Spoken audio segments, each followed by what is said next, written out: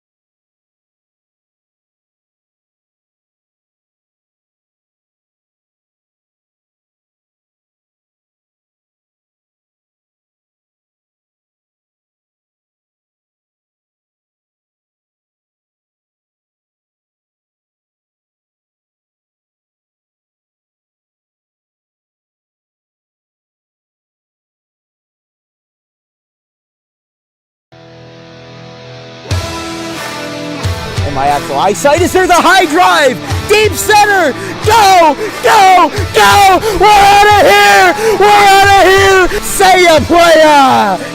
Just like they drew it up in Hollywood, Caladros.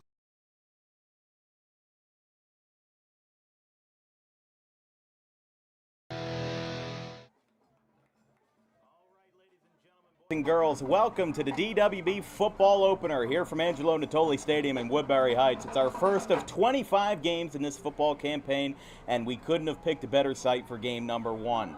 It's the Kip Cooper Titans and the Gateway Gators here from Angelo Natoli Stadium. I'm here with Jacob Steidler, my partner in crime tonight, along with to my left, Gateway senior Ryan Sieber. He's the producer on the sticks for tonight's game. But for Kip, this is a historic game on multiple levels, on the fact that this is their first year of WJFL membership, and this is their first game as a non-independent. They played 4 non-South Jersey teams last year, but they got their first franchise win under the leadership of James Tompkins versus Wildwood in a 12-8 win back in October. But these guys are road warriors. They're playing all but one of their games on the road this year, and it's going to be interesting to see how they'll fight versus the challengers that many of times they have not faced before. But we're going to give you coverage of the national anthem along with who's going to be lining up on each side of the ball for these teams tonight, as we've got South Jersey football right here, right now. We are back right here from Woodbury. We'll be right back. All right. I'll just figure that out. Hey. At this time, the Captains are coming in midfield for tonight's coin toss. How often do you want? I mean, that's right. How often do you want me to speak? Well, we'll be sharing the same microphone. Okay. David Ross Bates, Michael Morton Jr., Aiden Atkins, and Jaheim Edmondson. Where's the anthem? Is she here? Representing the Gators are Anthem Dylan singer? Pruitt, Oh, Anthony perfect. Hewitt, Aiden Bender, Hewitt's a captain? They and do Danny Leo. weekly captains that Oh. interchange. Like 2 of them will like interchange every week. And then, Okay. Like Dylan and Aiden are the main captains. Gotcha.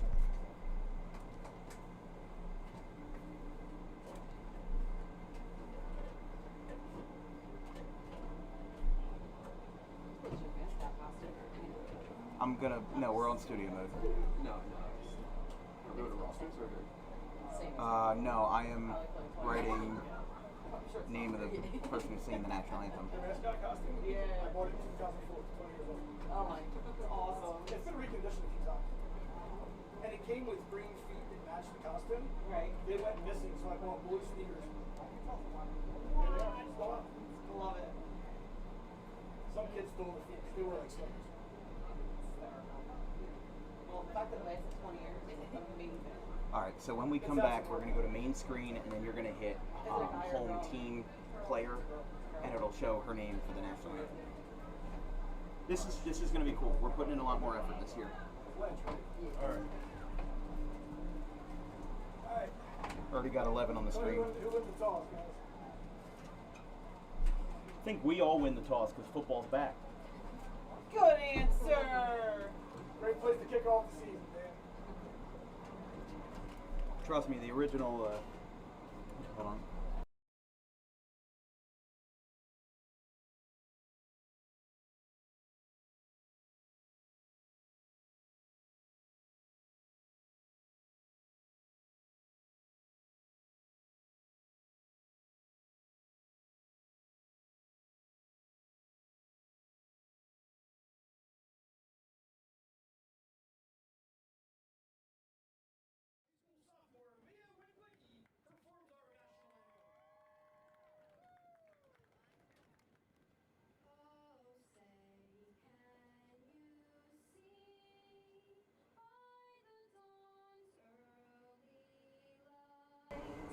What so proudly we hailed at the twilight's last gleaming, whose broad stripes and bright stars through the perilous fight o'er the ramparts we watched were so gallantly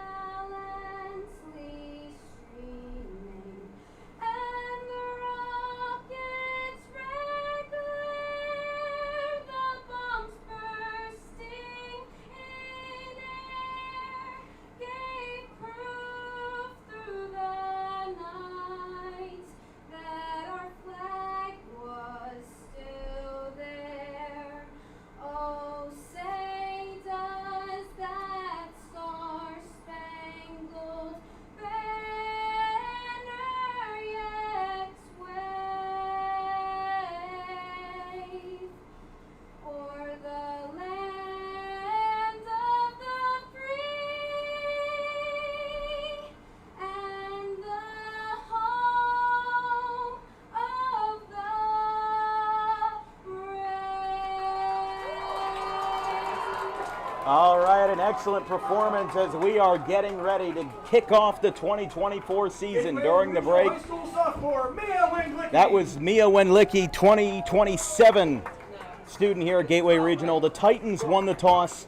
They're going to be sending this one away, and as we said, this is a historic moment for high school football in South Jersey. And, you know, you might not think much of Kip Cooper now, but how about the fact that in their first season as an independent in boys basketball, they went 11-10. What did they do in year 2? They made it to the South Jersey Group 1 sectional final in boys basketball. So KIPP is a largely unproven team. Their roster is a little smaller, their prowess is a little smaller, but this is a perfect opportunity to get themselves on the regional stage right here tonight from Angelo Natoli Stadium.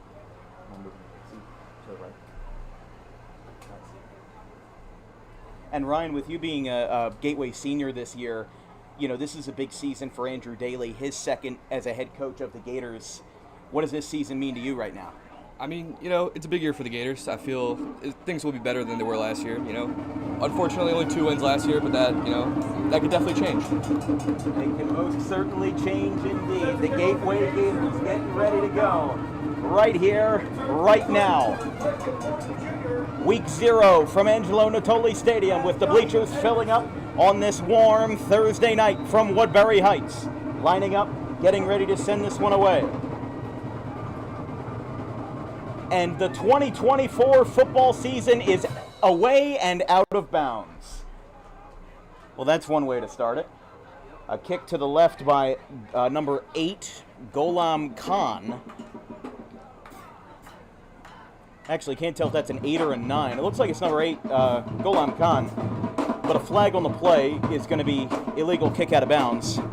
And KIPP will start their drive, and their inaugural drive in the West Jersey Football League from the 40. So the clock just goes back to 12. So clock goes back to 12 since nobody touched up on that one. Kind of an anticlimactic start to the season, if you will, but sometimes that's just what happens. So here is Davion Ross Ways, the starting QB for the Titans, as the first snap of the season is a handoff that gets squashed for a loss. That'll be first carry of the night by Neo Echevarria. I mean, as we said, this Kip Cooper team ended up having kind of a tumultuous season last year, and one of the things that defined their season was just the fact that they were one of the few independents in all of South Jersey, but they are one of 2 schools to join the West Jersey Football League this year, along with Mastery Camden, which we'll be covering on September 26th, last Friday night lights of the year versus Pittman. Handoff to Echevarria. He's going to find some room. He'll get about 5 yards and a little bit more than 5 yards. Lining up just past the 40 there at the 42. And Echevarria on the second rush of the night. We'll see where this spots him, but it's going to be 3rd and short here. 3rd down and 2 for the Titans.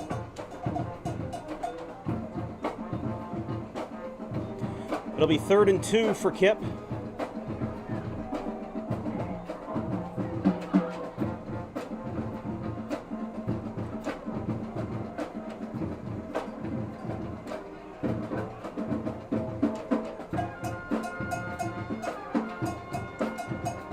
Already a minute and a half into this one, and we're only on our first set of downs. As in the shotgun, Echevarria gets a handoff. That will be enough for a first down right on top of the Gator eye at the 49. They cross into opposing territory.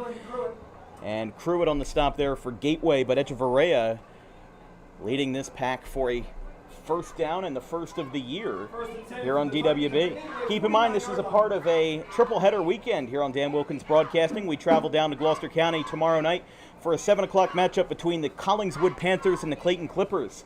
And then we've got some early morning football on Saturday between the Pennsgrove Red Devils and the Paulsboro Red Raiders at 11 a.m. from the Mark Namani Sports Complex. New set of downs here for Kip Cooper as Michael Morton Jr. breaks a couple tackles, and he's going to break free, getting down towards the 25, and he'll be taken down swiftly. But that will be another first down for Kip, who is certainly playing up to their competition here on their first drive of the season. Definitely seeing some signs of improvement. You know, these guys, their one win of the season last year was versus Wildwood in a 12-8 gauntlet, if you will. So these guys, as I said, are not entirely proven. This is their second year as a football program. It's not like we can go back into history books and say, oh, these guys haven't won, a winning season in 10 years. They don't have enough data for us to be able to judge that. We've only got 1 year's worth of data to look at, and if anything other than Camden and Camden Eastside gives you a preview, or even their boys basketball team from this past winter, he's going to go back to pass, finds a hole in the right, but falls flat, and that'll be a stop there for Gateway on first down. As we said, Tompkins 1-7 last year as an independent. I think Kip will be capable in the WJFL. We'll just have to see their schedule-wise. It is different this year, but I think they can pull off a couple wins. Well, like we said, they only played 4 WJFL member schools last year. Clayton, which they lost 34-12. Haddon Heights 48-14. Wildwood, they won 12-8. And then in a crossover on the 26th of October, they lost to Holy Cross Prep 29-20. Their schedule this year, and we'll take a look at it after this play, is a little bit more rigorous, but they're still at a point of their program where they're playing all but one of their games on the road, at least according to NJ.com, and we've got a flag on the play.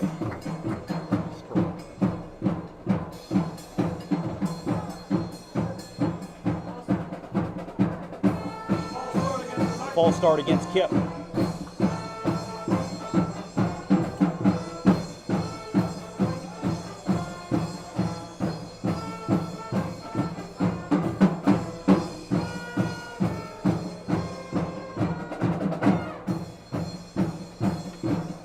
Second down, and looks like second down and about 15.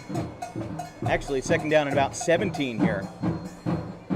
So not only did Ross Ways have issues in the pocket, getting sacked for Gateway's first sack of the night, Also got a false start penalty, knocking them back 5 yards.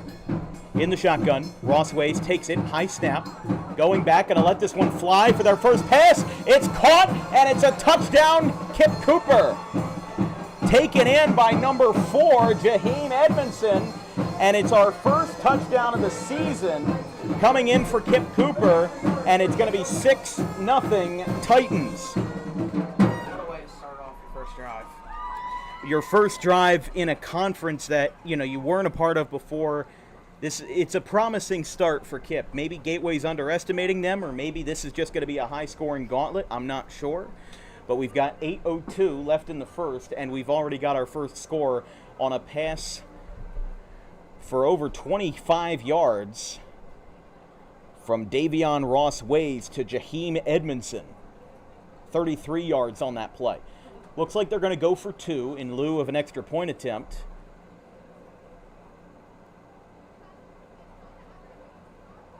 We'll see what they go with here. Quarterback in the shotgun, as he has been for almost every snap tonight. And Echeverria pokes it through, and that is a 2-point conversion for Kip Cooper. So their first drive as a member of the WJFL is a successful one, and they lead 8-0 with 8 minutes and a chunk of change left here in the first. We'll be right back after this commercial break. All right, I got to fix that.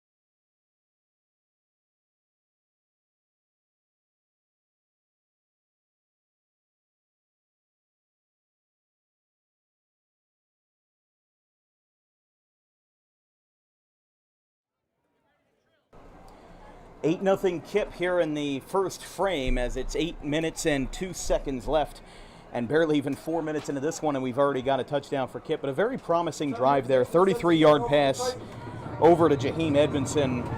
And for their first drive in an organized conference, certainly nothing too shabby. This will be sent away by number 8, Tamir Dixon. Goes over to the 20, picked up by DJ Bink, a representative in the North-South All-Star game this past summer. Tries to get past a couple defenders, and he's going to get room. This is shades of Cumberland from last October. He's going to do it again. And actually, I spoke a little too soon, but a heck of a return. DJ Bink gets all the way into scoring position in the first play of the season. Like we said, he did that versus Cumberland last October, except on the other side of the field. And he lines that one up for a beautiful start to Gateway's first drive.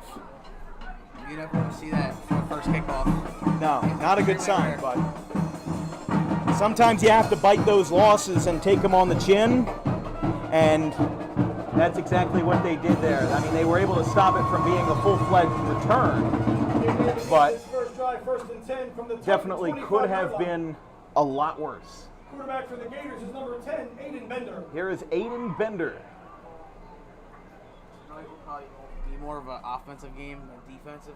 We've already seen that. I mean, touchdown in the first 4 minutes, and then kickoff going all the way back, and we've got a fumble and a false start, looks like.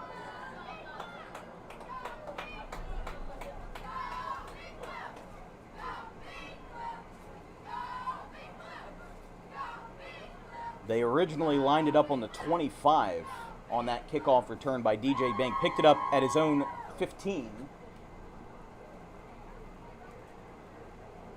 Penalty is offsides against the Titans. Oh, they're going to call it offsides against Kip, so that's a 5-yard gain.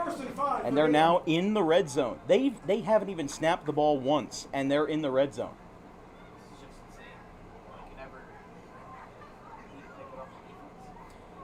Clock is running, 7:35 left in the first quarter. Aiden Bender in the shotgun for Gateway, who threw 250 passing yards versus Collingswood in a scrimmage last week, and that's a false start.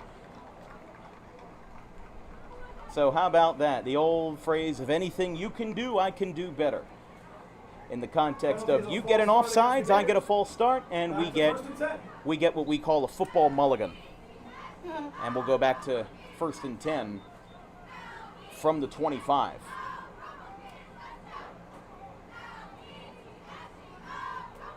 But Gateway had an opening win versus Haddon Township, game that we covered on August 31st, a 19-0 final that ended up being a 5-0 game going into the fourth quarter. Quite an unusual one at that, as Bender hands this one off up the middle to number 4, Aiden Barbado. Aiden Barbado carries for the Gators. And that'll get about a yard or two, and it'll be second down. Stop made by Moiston McIntosh. Let's take a look at what Gateway's rolling with on the schedule here going into the 2024 campaign. There's your Kip Cooper opener. They play Haddon Township on Thursday for a rare 4 o'clock Thursday game. Haddon Township does not have lights, but that game has traditionally been played on a Thursday. And the big change is the Woodbury Thanksgiving game now being moved up to the crossover weeks on Thursday, October 3rd. Bender, high snap, looks for a man, almost got deflected, but now it's caught and taken in to DJ Bink. As we said, he was Gateway's representative in the North-South All-Star game this past June, the event that is sponsored by Phil Simms, former New York Giants quarterback. 3rd and 8 for Gateway. So 3rd and 8 for Gateway, down 8 here midway through the first quarter. You're watching coverage of West Jersey Football League action here on Dan Wilkins Broadcasting. If you have any questions or comments about today's show, drop me a line at thedanwilkinsshow@gmail.com. I'm Dan Wilkins, here joined with Ryan Sieber to my left, Jacob Stadler to my right, and our social media coordinators, Brandon the Kagerland and Keely Curran, and our graphics crew, Gavin Van Rel, Caleb Lane, and Nelson Reeves. 3rd and mid-range for the Gators as they look to avenge that first touchdown from earlier in this opening quarter. And that's going to be a offsides against KIPP, or at least from what we saw. No, going to be false start on Gateway. False start against the Gators.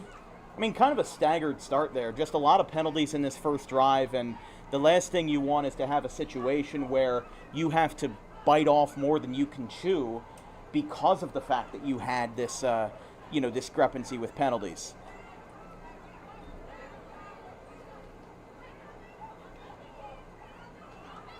Five minutes left in the first. So it's going to be 3rd and 12.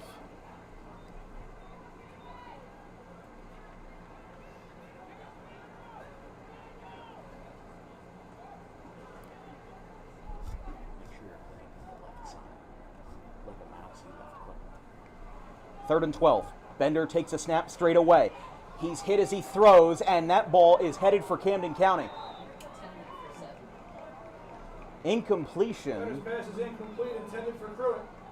Pruitt was the intended receiver, and that'll bring up 4th and 12. We'll see if they bring out the special teams unit here.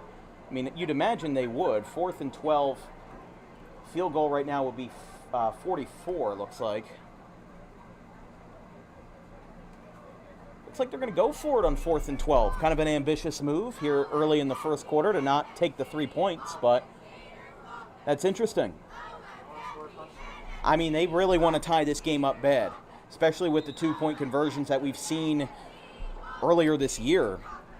Timeout called by the Gators. And the Gators are going to call a timeout, so they're first of the half. They've got 2 remaining, 4:37 left in the first. We'll be right back. 8-0 KIPP.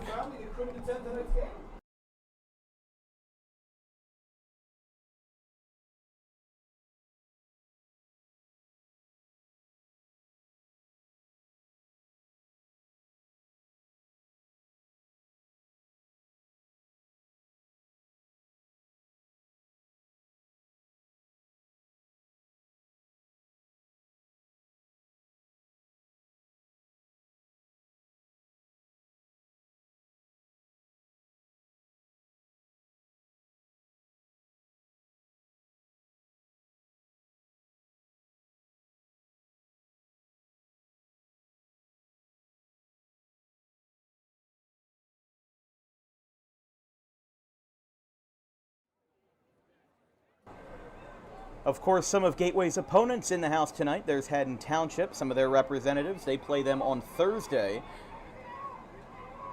at 4 o'clock for your rare 4 o'clock Thursday game to open up Haddon Township's season.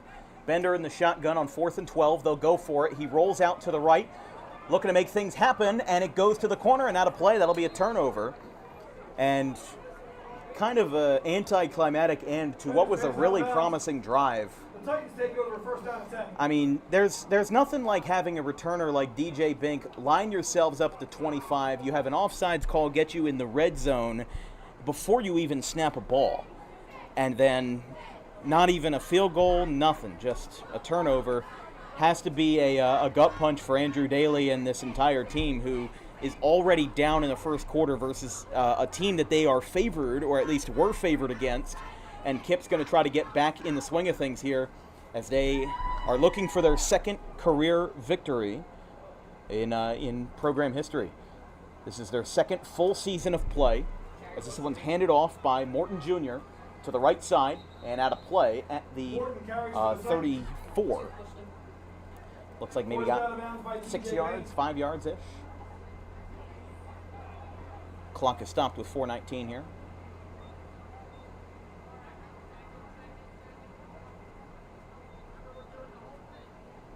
So at the 29 is where they'll score it. So I overestimated it a little bit. It is a gain of 2.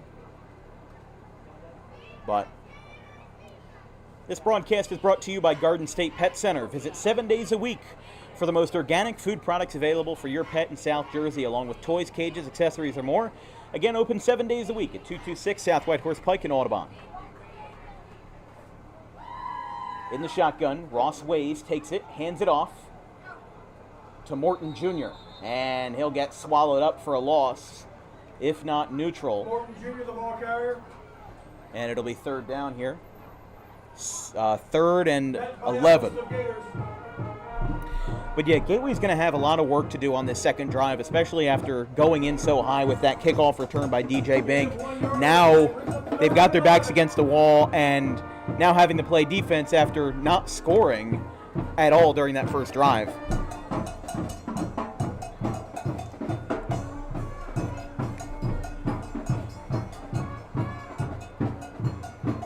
Third and 11.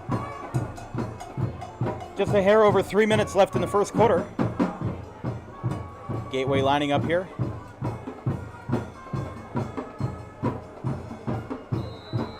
And let's see here.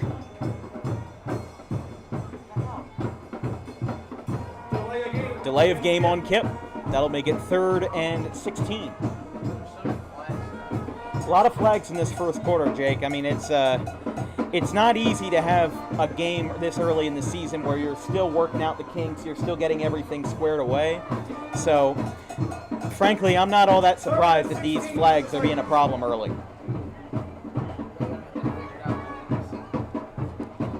Rolling out to the left, Ross Ways lets it fly, and it's over the head of number 0, Mike Morton Jr., and that'll be 4th down.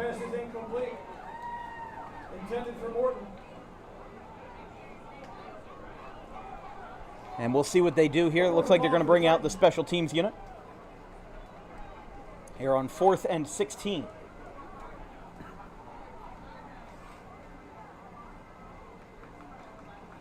But Gateway's going to have a lot to do in the second drive, especially after how high the bar was set in drive number 1.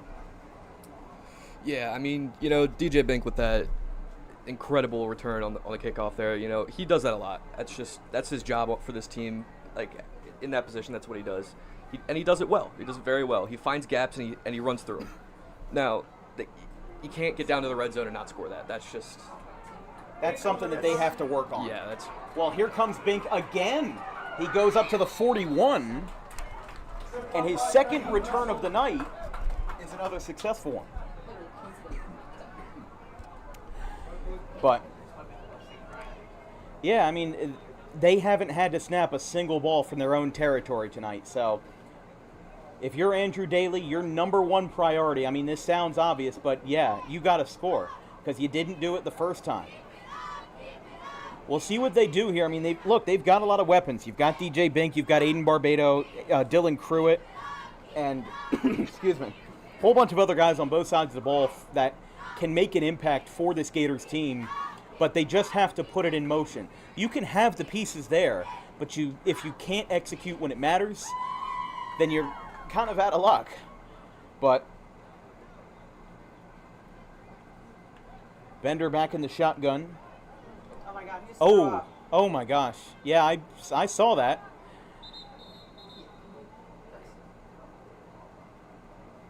That was I think that was number 12, Danny Leone. Yeah, Danny Leone just hurled on the field. Oh boy. Well, hopefully he's okay. They're going to bring in a substitute for him, Zachary Wilson. Well, we didn't think that we'd have to rate this broadcast rated R, but here we are. Happened with Hunter Green a whole bunch with the Reds earlier this season, but could be a dehydration thing. Could be one of his teammates good enough to get him a bucket. The bad thing about it is that it's turf, not grass. If it's grass, it at least absorbs it and it goes back into the earth. But on turf, yeah, that's going to be sitting there for a little while. Here's Bender. Handed off to the right side for Barbado. Gets taken down by number 11, Moiston McIntosh. And we're approaching the 2-minute mark here in the first. As 2nd and 9.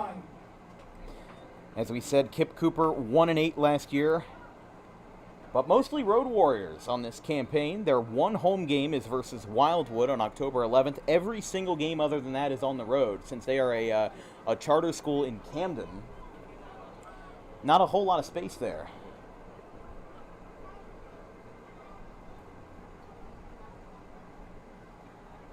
Got 1:35 left on the clock. From the shotgun, line drive pass caught by Jacob Finger. And that'll be a gain of about 5, bringing it up to the 35. Stop made by Vessel. 3rd and 1 for Gateway. It was still like 2 minutes 13 seconds. It was like 1 minute 30 seconds. I just Here.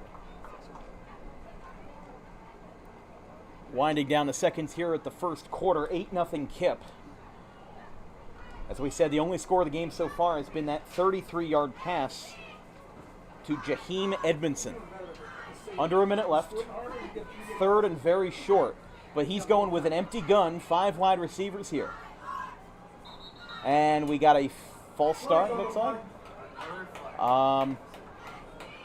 No, we're going to have encroachment, and that will be a first down for the Gators. Definitely seemed like a risky play call going empty gun on 3rd and short, unless you were going to do like a jet sweep, but First down. there you go. Athletic Director Mike DeChico on the call for the first time this year.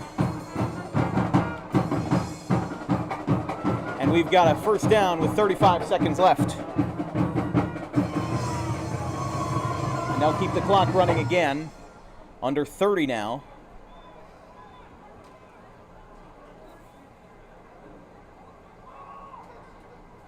Bender calls for it, hands it off to Barbado.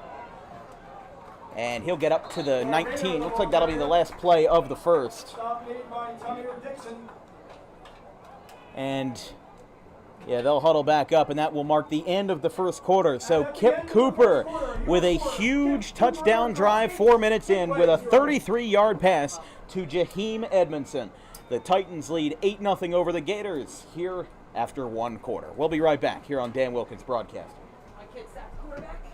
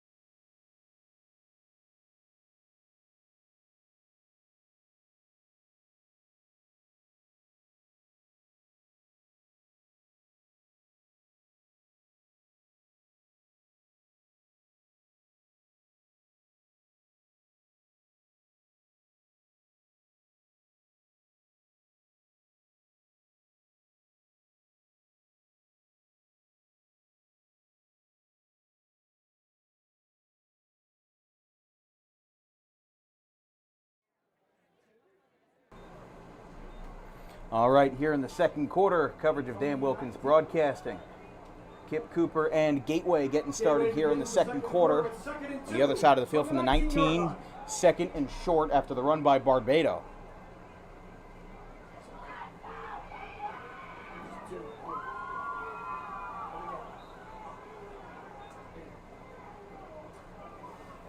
Good news is I think that Danny Leone is back on the field after his scare earlier. Yeah, it looks like he's lined up there next to Bender. Handoff up the middle. Barbado with another one, and that's good for a Gateway first down. So these guys are rocking and rolling right now. I mean, they're getting right through, and it seems like the vulnerabilities that they faced in the first drive aren't exactly here in the second.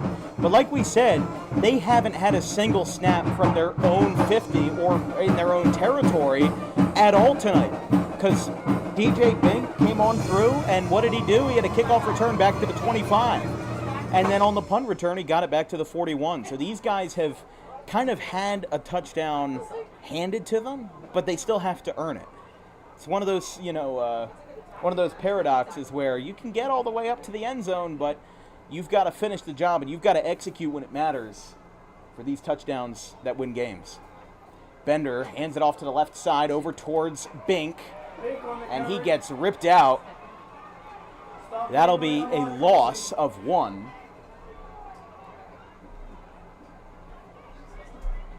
And it'll be second down and 11 here, it looks like. But Kip Cooper, mostly road warriors this season. They've mostly kept things, pretty calm with their schedule with the crossovers and everything. But there's their schedule for this season. They've got Camden Catholic on the 5th, Buna on the 13th, Palmyra on the 21st, and then Lindenwold, Ewing, Wildwood, which was their franchise's only win last year, Holy Cross, and Bishop Eustace to close out the season. Whole bunch of Saturday games too. Eustace, Palmyra, and Ewing for a 2 o'clock game, as this one fading away, and it's knocked down. Didn't have a chance there by O'Dixon there. And now it's third down. I mean, this is looking like deja vu of the first drive of this game where they're getting there. The end zone is in sight. They're at the 12. This is the closest they've been to the zone all night, but they just haven't scored. And as soon as they get there, it's like there's some sort of stage fright. They're having trouble, finishing the job. Because you can throw the ball off the backboard, but if you can't finish at the rim, you're not going to be in for a good time. Bender looks for a play call, goes back to it. Handoff on third down. Runs into a swarm of white and blue, and not going to be enough for a first as they get about 4 yards on that. But we'll see what they got here. I mean, if they want to try to salvage 3 points, which they didn't do earlier, it was a lot less reasonable to try to trot out a 46-yard field goal. But this isn't even extra point range. But, hey, put your eggs in one basket. Make your presence known. If they can convert here, going for it on fourth down. Well, there's just not a lot of Group 1 schools that have dedicated kickers. Audubon's one of the lucky few that have Logan Gilbert, who has potentially Division I interest. Bender goes back, rolling out to the right. He sees his man, but he's got to throw it on the side, and it's low. Went for a submarine pass, and no good. And Bender, once again, he is not happy at all with his receivers there. He was telling him to go out and slide out to the right. They were going to go for a sliding out play, but just didn't get it there. And now Kip Cooper again holds Gateway to a goose egg here after 2 drives. But that's another missed opportunity for Gateway.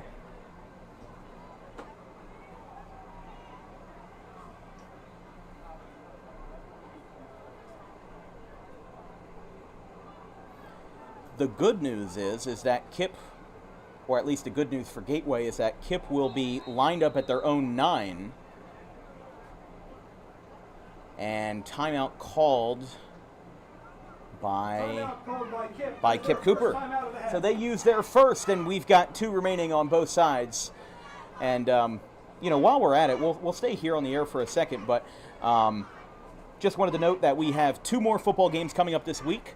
Friday, August 30th is our first, or I should say our second game of the weekend, as we've got the Collingswood Panthers and the Clayton Clippers in South Jersey Group 1 action, 7 o'clock tomorrow night, with Michael McEwen, the the organizer of Battle at the Beach, and then you've also got our good friend John Chamberlain and Dan Antonelli on the Clayton staff.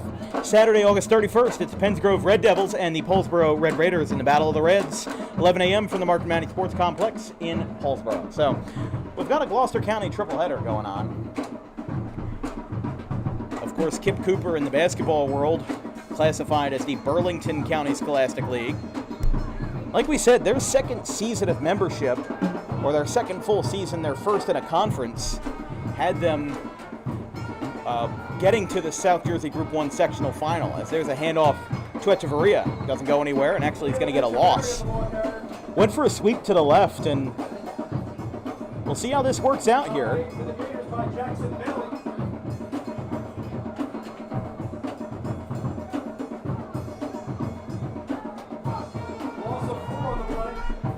Loss of 4, it'll be 2nd and 14 from the 5.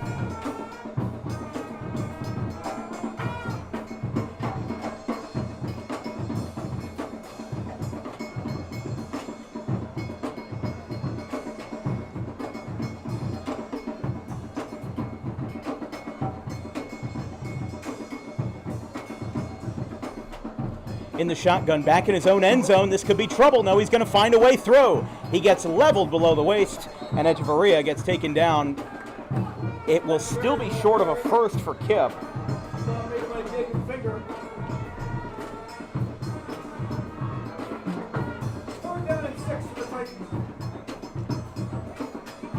By the way, for our full football schedule this 2024 fall season, you can check it out on our Twitter and Instagram at DW Broadcasting, along with our Facebook at Dan Wilkins Broadcasting.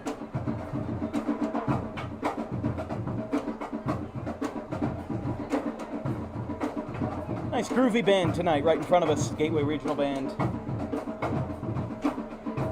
Here under 8 minutes left in the second quarter.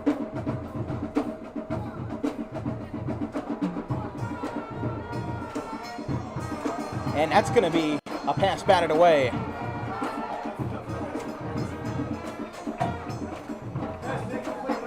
Oh, flag on the play. I didn't see that at first. My apologies. Pass interference on the defense. That's what it looks like. Penalty is pass interference against Gateway.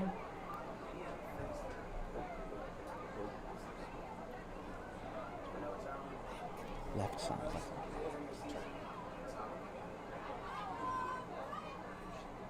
So DPI on the Gators sets up an automatic first down for the Titans. Penalty results in a 1st and 10 for the Titans from their own 28-yard line.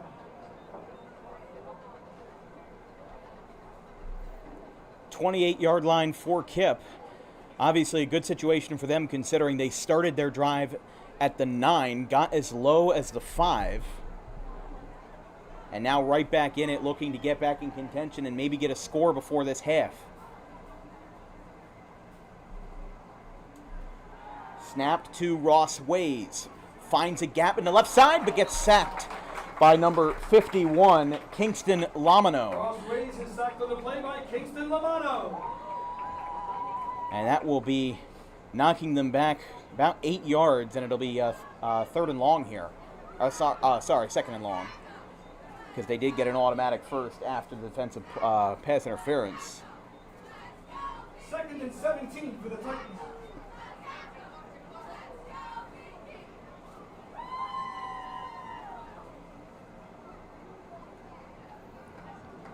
This broadcast is brought to you by our good friends over at Harper Driving School. Over 95% of students pass their Harper driving test on the first attempt. If you like those odds, book an appointment today at Suite 4 of the Total Turf Complex in Pittman, right off of Lambs Road.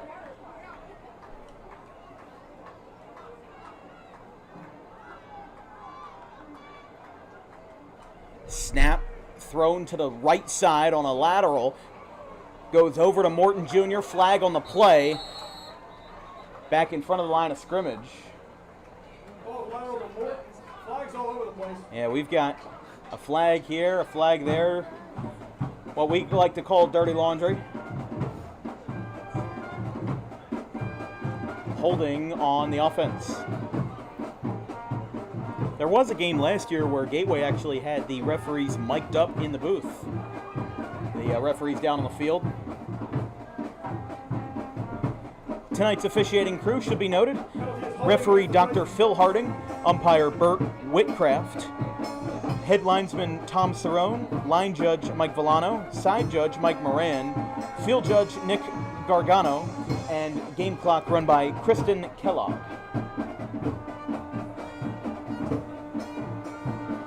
I never thought I'd hear Boogie Shoes by Casey and the Sunshine Band playing at a high school football game, but here we are. That album's 50 years old by now, 1974. I think they're trying to figure out something with the chains here. Dr. Harding talking to the people on the chain crew. It's going to be second and very long. Looks like second and 21 here. After the holding call knocks them back 10 yards. From the shotgun, Ross Ways rolls out to the left. He's going to have room. Defends a tackle to the right and gets within 10 yards of a first. Looks like Barbado was on the tackle there. I mean, that is the epitome of a Group 1 player, is being able to be a lead running back and also a lead tackler on this team. You don't see a lot of guys like that anymore, even in the small schools. The small schools are getting big enough to the point where, you can have defensive specialists, you can have offensive specialists, but, Kip Cooper, they have, according to my count, 31 guys listed on their roster. I mean, you can see the sideline comparison on the far side of your screen versus what Gateway's got. I mean, sure, that's probably a lot of JV guys on there, but still, they're packing up the sideline in big bunches. Ross Ways gets the snap, and we've got flags. Going to be a delay of game, their second delay of game penalty of the night. It's just slowing us down a little bit, but with a mostly rushing first half that we've seen from both teams, definitely interesting to see what we've got tonight so far. But the second delay of game infraction against Kip Cooper.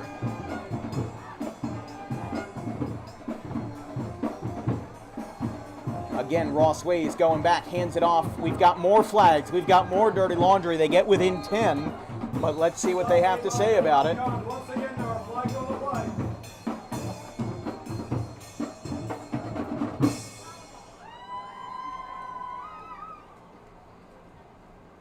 We'll see what they got to say about it here after the flag.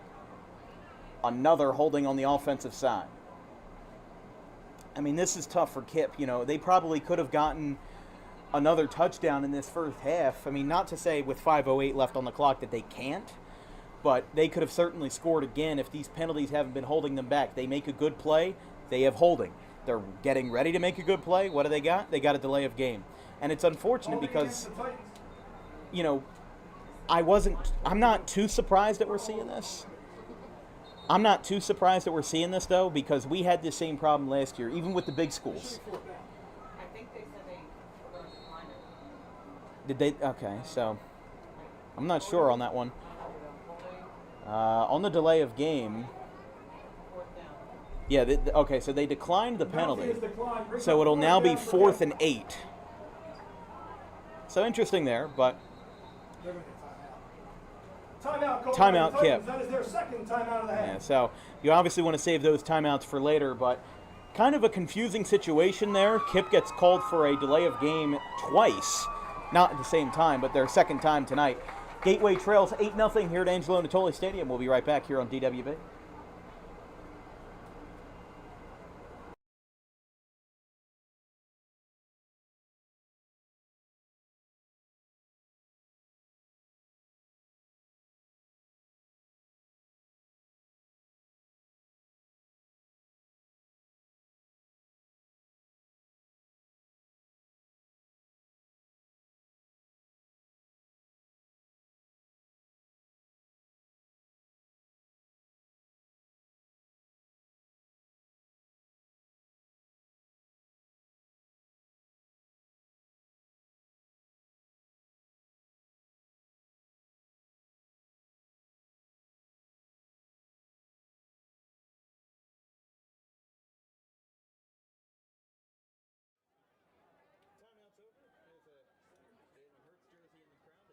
Packers in Brazil next week. And we've got another flag. There are 3 guarantees in life: death, taxes, and a week 0 flag frenzy. What's this going to be? Dr. Harding getting the signal here. I mean, look, we had 1 week 0 game last year, and that was Cherry Hill East versus Triton. And even then, that was a flag fest, even though it was 2 Group 3 and Group 4 schools. So don't think this is a Group 1 thing. This is teams are getting used to the kinks of the season kind of deal.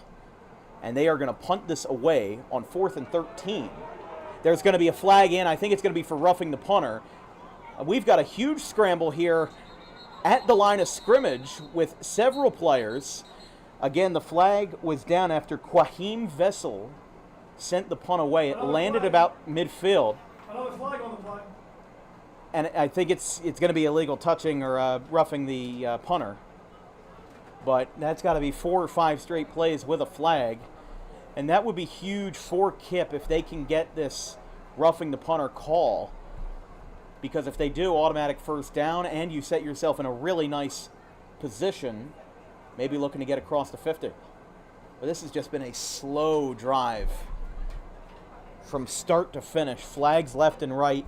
And with where the refs are putting it, they're going to line them up at the 46, at their own 46, after what's going to be a personal foul. No? Not for roughing the punter? Oh, didn't know that. They called holding. Oh. I apologize then. Again, thanks to our game clock operator, Kristen Kellogg.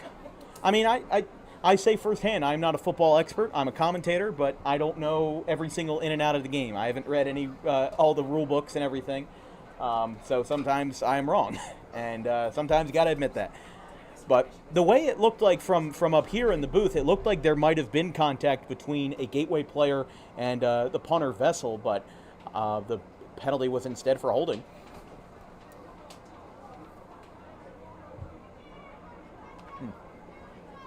So here's a little cool stat going into the halftime break. The average start of a drive for Gateway has been at the opposing 37-yard line. That has been the average start. Not the highest, not the lowest. Nope, we are right in the middle here.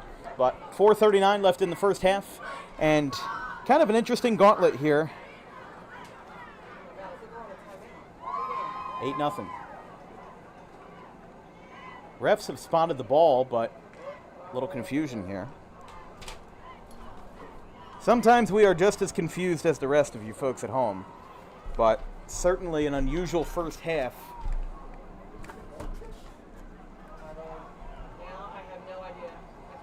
Even the people up here in the booth don't know. They calling a timeout?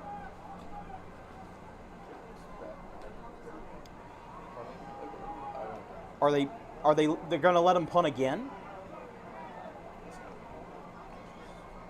We were talking about football mulligans earlier, but I said that as a joke. I mean, I'm not sure what's going on here. KIPP, so yeah, Mike DeChico to our left, the athletic director, just said, I would tell the people, but I don't know.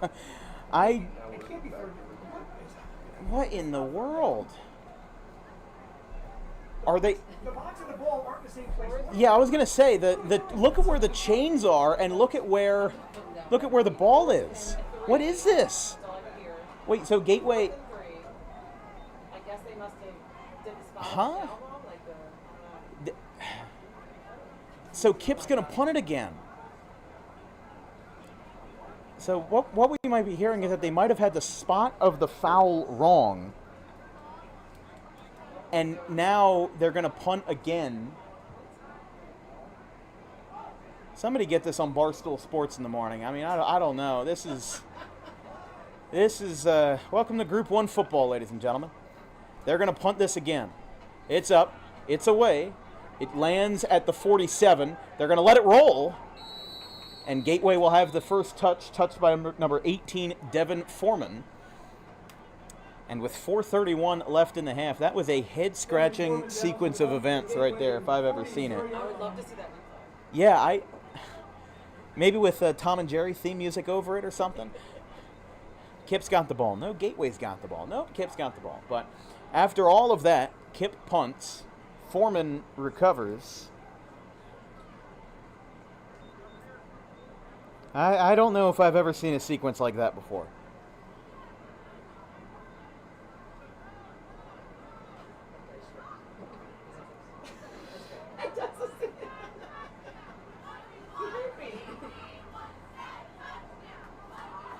.431 left in the half. Bender in the shotgun. A good QB spy there by Kip, and it's going to be picked off by Edmondson. The same man who got the first touchdown of the night will have number 2 on a scoop and score into the end zone. Jaheim Edmondson took 33 yards early in the first and caps the bookend of the half with a Kip pick 6. Kip leads 14-0. Wow. I mean, Edmondson really showing what it means to be a team player on both sides of the ball. A touchdown on the offensive side and a defensive touchdown. You do not get much better than that. Man. They'll go for 2 to try to make it 16-0. But a surprising turn of events here. I was not expecting this from Kip, and maybe Gateway needs an inspiring locker room speech at the end of the first half, because I think this may be a result of underestimation. These guys went 1-7 last year, but these guys are not fooling around in year number 2 of their program. In the shotgun again, Davion Ross-Ways will go with a jet sweep, and it is good. 2 for 2 as Michael Morton Jr. gets it in and pokes home the 2-pointer. And it is 16-0 Kip Cooper here with 4:19 left in the first half. But unbelievable turn of events here from Angelo Natoli Stadium. And like we said, just this has been a sloppy game. No matter, even on Kip's side, it's been a sloppy game for everybody, no matter what position you are. And I think this might constitute, very strongly worded locker room speech at halftime, because it seems like both of these teams aren't playing at 100%. And just Kip has gotten 2 very nice drives, and even when they got that 33-yard touchdown, I think Ross Ways needs to pass more, because when he finds a man open, he seems to be scanning the field well, and he seems to have good recognition of where his receivers are and being able to air that one out. Not every quarterback in South Jersey can complete a 33-yard touchdown. Sometimes they have to be goal line TDs for them to be worth anything. So a Group 1 quarterback being able to sling the ball accurately like that is a huge positive for Kip. And of course, Jaheim Edmondson being responsible for all 16 points tonight.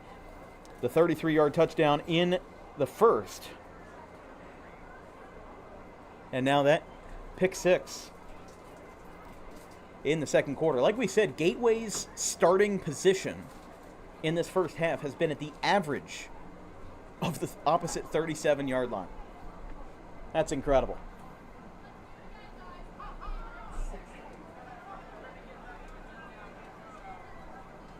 Norcross in the kickoff for the Titans. Don't forget to stay tuned for the DWB halftime show as we get ready for quarters number 3 and 4 of tonight's Thursday night festivities. DJ Bink and Dylan Pruitt to return for Gateway. So Bink and Pruitt, the returners, as usual. I mean, Bink is kind of like Gateway's Devin Hester, if you will. Kickoff specialist, but can also have a lot of damage on both sides of the ball. Low-hanging kick. That one's going to go to number 27, Jonathan Aguadello. His helmet got knocked off.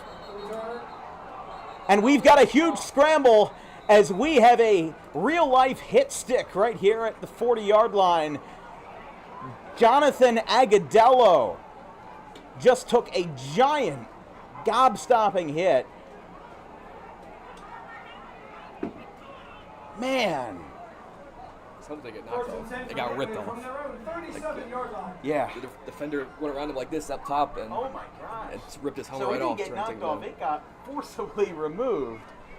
And I don't think we saw that at all last year. I mean, that is a...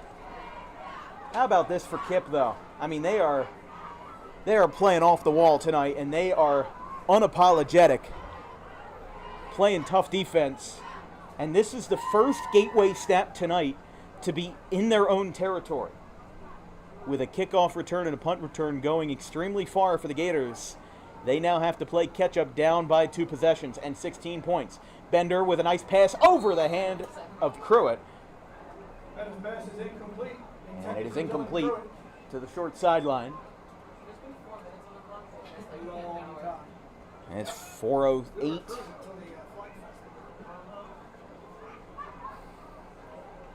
More laundry than Dr. Kellogg's basement. Heck no. I know. She'll see you. 16-0 KIPP here in the second quarter.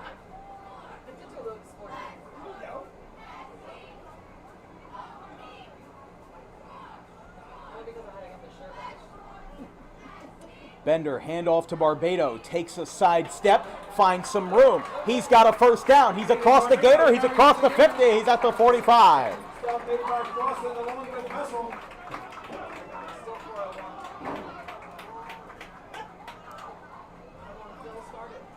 And that is a Gateway first down.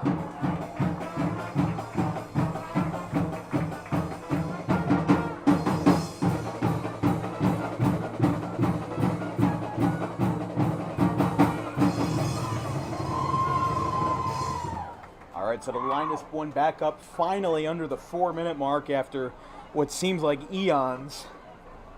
We're at the 45.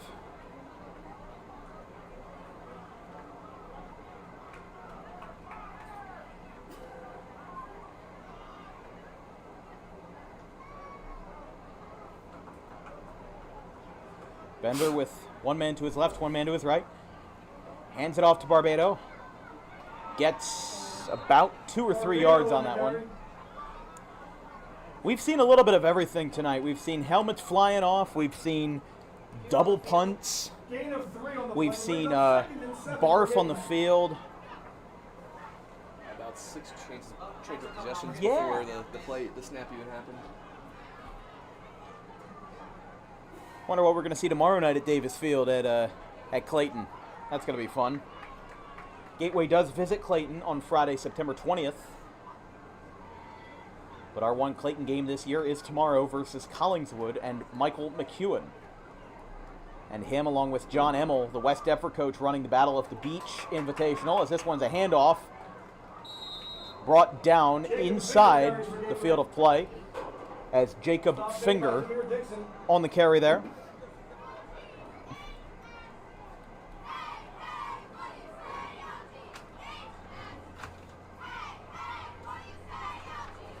Third down and 3 for Gateway.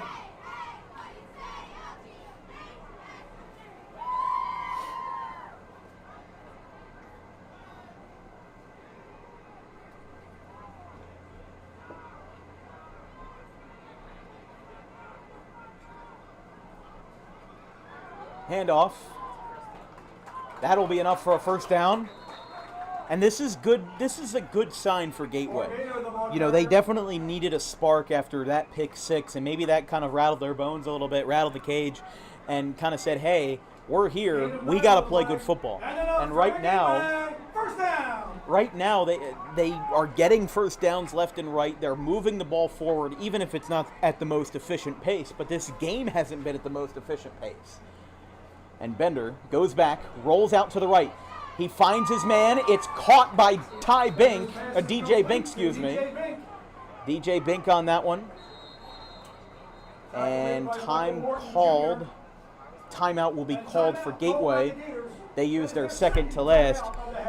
And, you know, Aiden Bender had a really great performance versus Collingswood last week. There on the bottom of your screen. 250 passing yards, 3 touchdowns, 2 passing, 1 rushing, and an interception in a win for Gateway over Collingswood. And, you know, fact of the matter is that Bender has to take over, you know, and find some continuity in his offense this year. And this is not easy for them to come back from a two-score deficit here late in the first half. You know, what do you think is the messaging from Daly to his guys at the halftime break? What do you think he's going to mention to them? just got to wake up.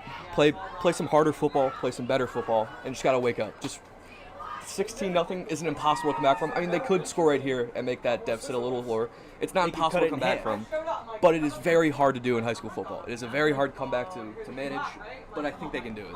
Just because the spectacle of player emotions are so caught up, in the high school level, everybody seems to be down when they're down 16.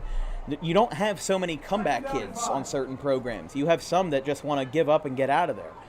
But Gateway seems to have good work ethic and good mindsets all around. So we'll see what Bender can do here as he has to backpedal. It's over the head of Cruitt. The entire KIPP defensive line saw that one dead red. And it is 3rd and 5. But again, they've had 3 straight offensive drives where they have made it to the opposing 30 or better. And they haven't scored in any one of them. They haven't made it to the red zone yet on this one, but it would be a huge, huge breakthrough if they can just score. Like we said, they were favored in this game. I don't think a lot of people took KIPP all that seriously. But I told everyone, look what they did in their basketball program. Their first year in a conference, they made it to the South Jersey Group 1. If they can do it for basketball, and if they play their cards right, they can 100% win 5 or 6 games in the football campaign. Oh, dropped by Barbado. 4th and 5. Seemed like he had better coverage on that one, too. Just there's been some really unfortunate catches. Not that the passes have been bad from Bender, because he's had some really nice on-target passes. But that's only one half of the deal. The other half is making sure your receivers get it. And these guys have been throwing out of the pocket more. They've been throwing on the run and under pressure. So the KIPP defensive line seems to be overpowering this Gateway O-line, and they've got a lot of work to do here, not just at the end of this half, but for the remainder of the game as well. 4th and 5. 106. I was going to see if they wanted to do a hard count here, but now they're going to go with a quick pass, and it goes to nobody. And that will be a turnover on downs, the 3rd turnover in a row for Gateway. And a not happy Gateway staff. They need to get the offense moving. Their defense has been fine. I mean, I've seen teams that give up 16 points in the first half, and they're absolutely fine. But it's one of those situations where the offense is just not connecting that piece of the puzzle. And they've got 1 minute and 2 seconds left in the half, but what's going to be important for these guys moving forward is how are they going to be able to, come back from this in the long run, especially if Kip Cooper takes the win. Like we said, they've got Camden Catholic next week. They've got some tough teams up ahead, but they also have a lot of teams that are also unproven and, have a new era or a new, new staff change that's holding them back. As we've got a flag in the backfield, or flag behind the line of scrimmage. Wonder if this might be holding on the offense. That's what it looks like, at least from the rest of our reactions in the booth. 44 seconds left, although the clock is running. Oh, okay. I know exactly what it was. See those yellow-orange notches in the field? That's not the first time I've done that either, but we're still learning. Just like it's week 0 for the players, it's week 0 for us too. There's a fly deep, picked, Bink. He's got it. He's got room. He goes around Morton. He finds more room. There's flags everywhere, but he's at the 25 with 9 seconds to spare.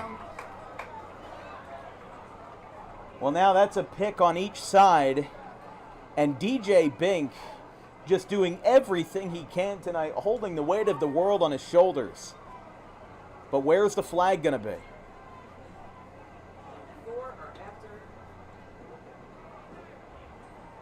Was intended for Jaheim Edmondson, who has been responsible for both touchdowns tonight, 1 offensive, 1 defensive.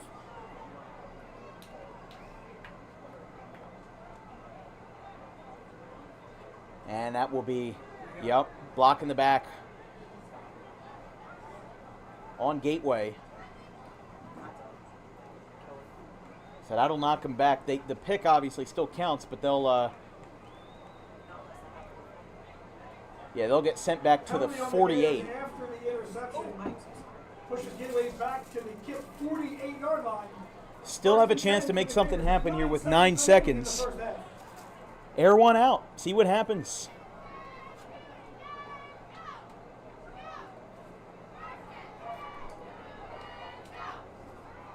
He's got an empty gun here. He'll send this one. Dropping way back. He's got room. Lets it fly. Nobody's there, but they have time for one more play with 3 seconds. Pass is incomplete. Can they? I don't know. You don't see a lot of Hail Marys in high school football, and Gateway will burn their final timeout of the half. As we said, don't forget to stay tuned for the DWB halftime show presented by Harper Driving School, which will be at the end of halftime, coming back towards the third quarter. But we've got exciting football all fall long, all autumn long. Make sure to check out our Instagram and Twitter at DW Broadcasting for both, and our Facebook at Dan Wilkins Broadcasting. We also have a Venmo at DW Broadcasting. We don't charge Gateway Regional or most of these other schools for games. We do this as an independent company. I am a incoming freshman at Rowan College of South Jersey in Gloucester, and everybody else who does this, does this to advance their careers. And any contribution is appreciated. Goes towards travel expenses, equipment costs, and of course being able to keep the lights on and keeping everything rolling here, as well as my college expenses. So our Venmo is at DW Broadcasting. No hyphens, no spaces. That is also available in the description of this YouTube video. And of course, not required at all, but greatly appreciated for your generosity. They'll let it fly one more time with Bender. Bender out to the right. He'll let this one fly big time. It's deep. It's going to reach the end zone, and it tips in and out, and that will end the first half on a whimper. So a Hail Mary attempt falls flat, and the halftime score, in a shocking turn of events, will be Kip Cooper 16, Gateway 0. But this has been a huge half for James Tompkins and his team going into this season after a 34-12 loss to Clayton in last year's Week 0 matchup. This is great for Kip, and they'll probably have a lot coming their way, but definitely going to have a strong locker room talk for the home side first. We'll be right back with commercials, archives, and more, and then our DWB halftime show right here. We'll be right back.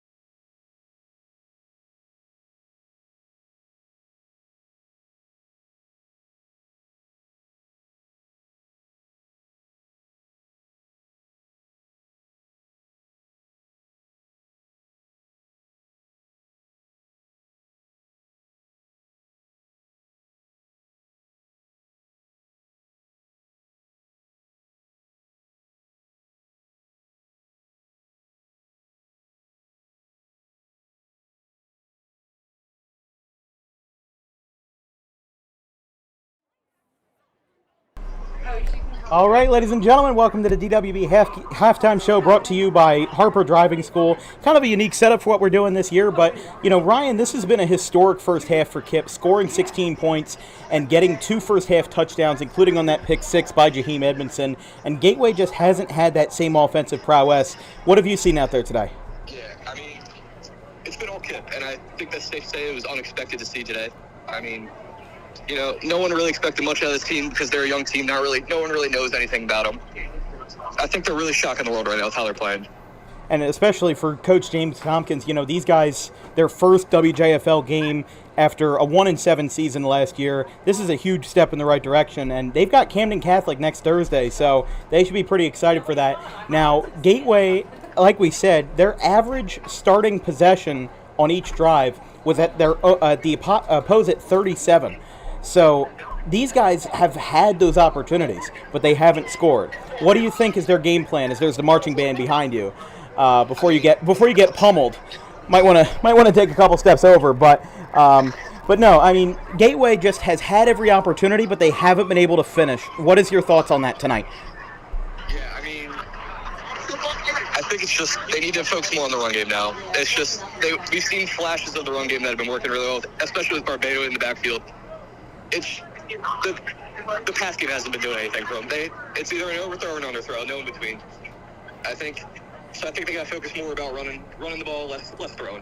Yeah, I mean, they've had some pretty simple passes in the pocket that on paper seem really good, but just don't have any merit to it, and they end up getting drops or whatever. So definitely I agree with you there. More running, less passing, that would be my game plan. But do you think the Gateway has a legitimate chance at coming back in the second half? Yeah.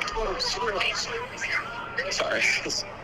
Yeah, I mean, they definitely have a chance. I think they got to play some harder football for sure. A lot less mistakes need to be made. It's just all around need to just be a little better. Somebody just break a drum? I don't know what just happened down there, but we'll let you go, Ryan. Thank you very much for joining us, and we'll take a quick break as we've got a marching band malfunction up here in Gateway. We'll be right back, folks.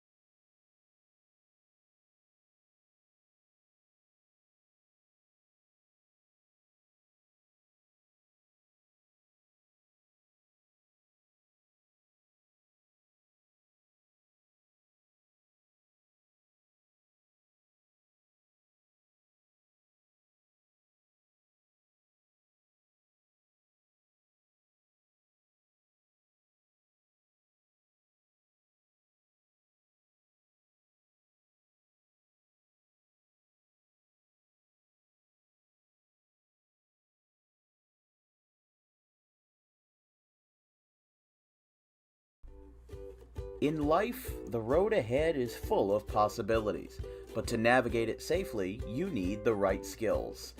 Harper Driving School is the premier driving school serving Gloucester, Salem, and Camden counties. With experienced instructors, many of whom are teachers in local schools, we are dedicated to your success and will help you master the road with confidence. With an over 95% success rate of students passing their road test on their first try, you know your student will be in good hands while embarking on a huge step of their young adult lives, all while avoiding the lines at the DMV and getting insurance discounts. We chose Harper, and so should you.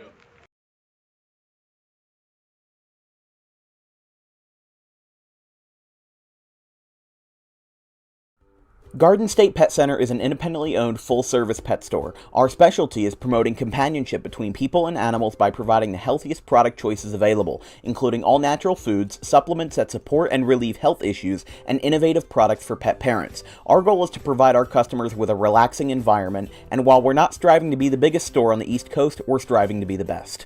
No other pet store will make you feel at home like we do. At Garden State Pet Center, we view pets as members of the family. We don't believe in fast, high-pressure sales, but instead matching up the right pet with the right owners, as you are making a lifelong commitment. Together with our team members, we would like your visit to our store to be both enjoyable and educational. Simply drop in and take a look around. View the birds, reptiles, small animals, toys, food, cages, and miscellaneous items. Learn of the services we have to offer and decide for yourself if this is the store you'd like to call your home away from home. Victor Santucci, owner of Garden State Pet Center. Visit us today at 226 South Whitehorse Pike in Audubon, New Jersey. We're open 7 days a week for all of your pets' needs.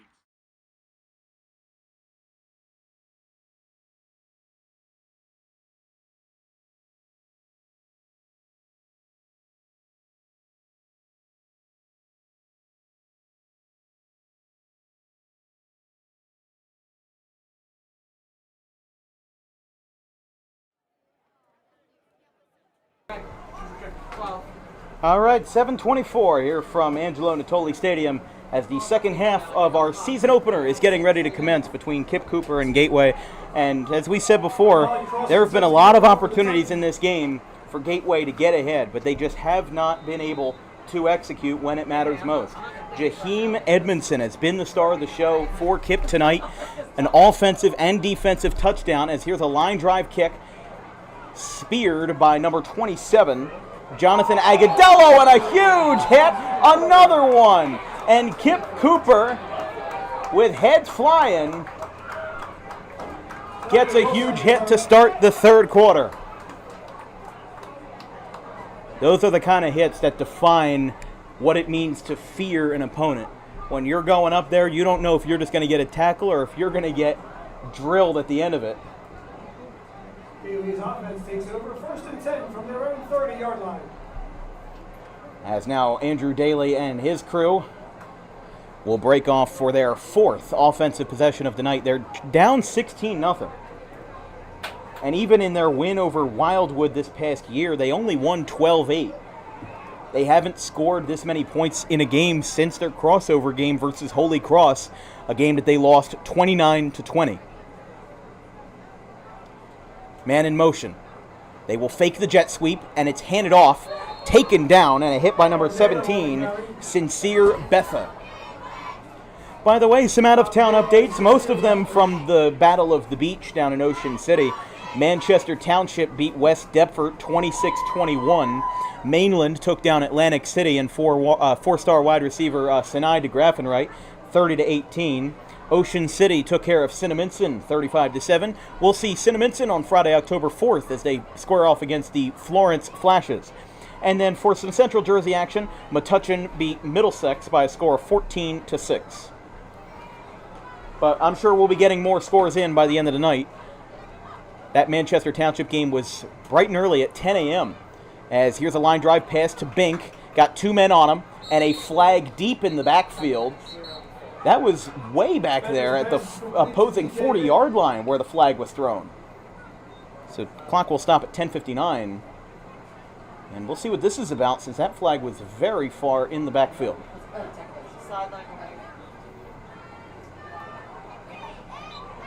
All right, we're hearing sideline warning on Kip. And that could mean a multitude of things. That could mean poor behavior or just players standing too far or too close to the field.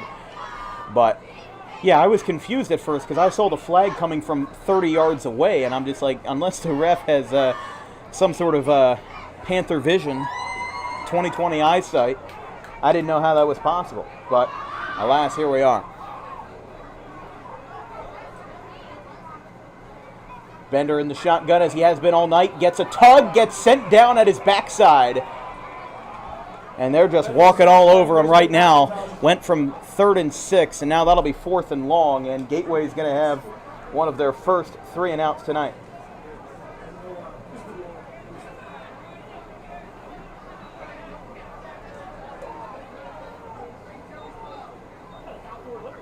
So it looks like they'll try to send this one away with the special teams unit on 4th and 12 from their own 28.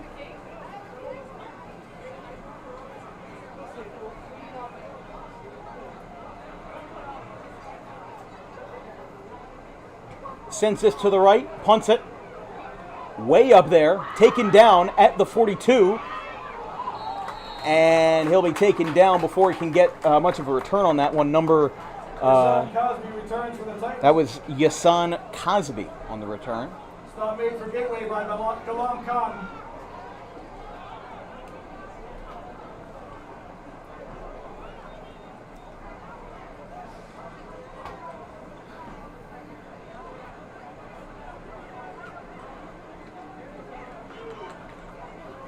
All right, some more out-of-town score updates. In some big school play, Kingsway leads Eastern 10-6 at the half.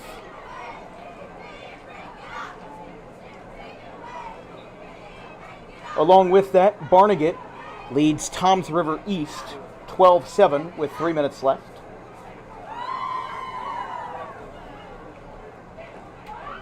Woodridge and Spotwood are scoreless after 1 as there's a pass completed by Ross Ways. He's got room. He loses the ball, throws it forward. The ball comes out and Kip's going to hang on to it. We just had our own version of a holy roller right there from the 76 Steelers, and we've got a player down, but he'll hop back up. Limping slightly on that play was Ahmad Crossan, and we do have a Gateway player down.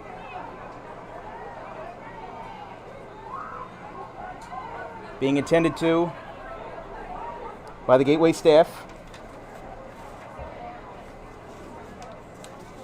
Athletic trainer Chris Medsgear, and he will walk off under his own power, number 11, Jacob Finger.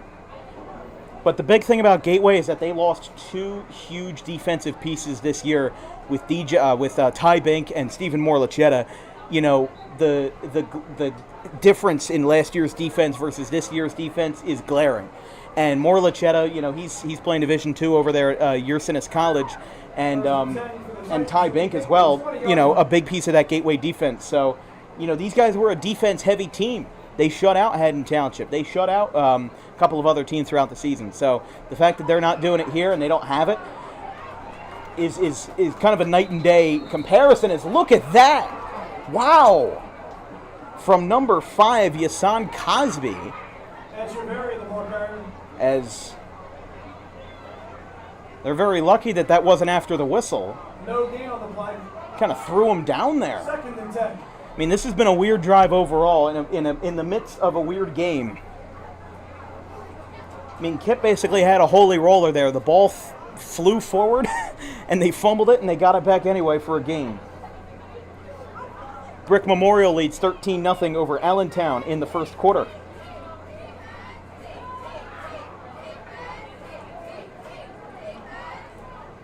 And Shawnee leads Northern Burlington 20-6 at the half.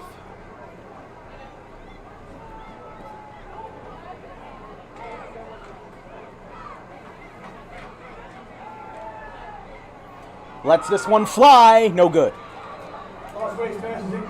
Back to Cosby on the left side. 3rd and 10. Definitely, I mean, there's been some hit or miss passes from Ross Ways tonight, and I mean, he's had some hit, like, Jaheim Edmondson with that offensive touchdown in the first quarter. But sometimes it seems like in this passing game specifically, there hasn't been a whole lot of success in that world, even if, even if that's not exactly what they've been looking for.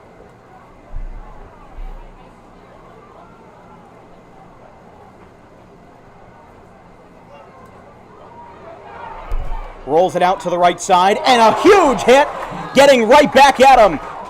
DJ Bink plays a little bit of revenge ball as whistles are all over the place. And they'll get this game back in order here.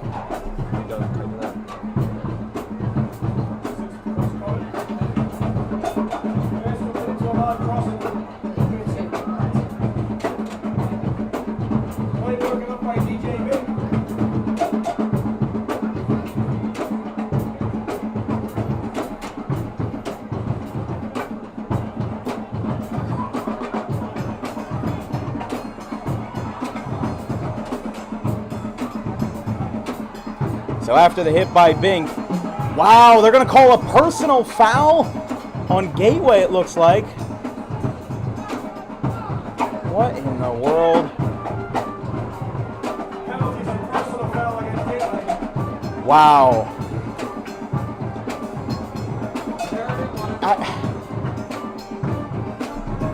I don't know about that one.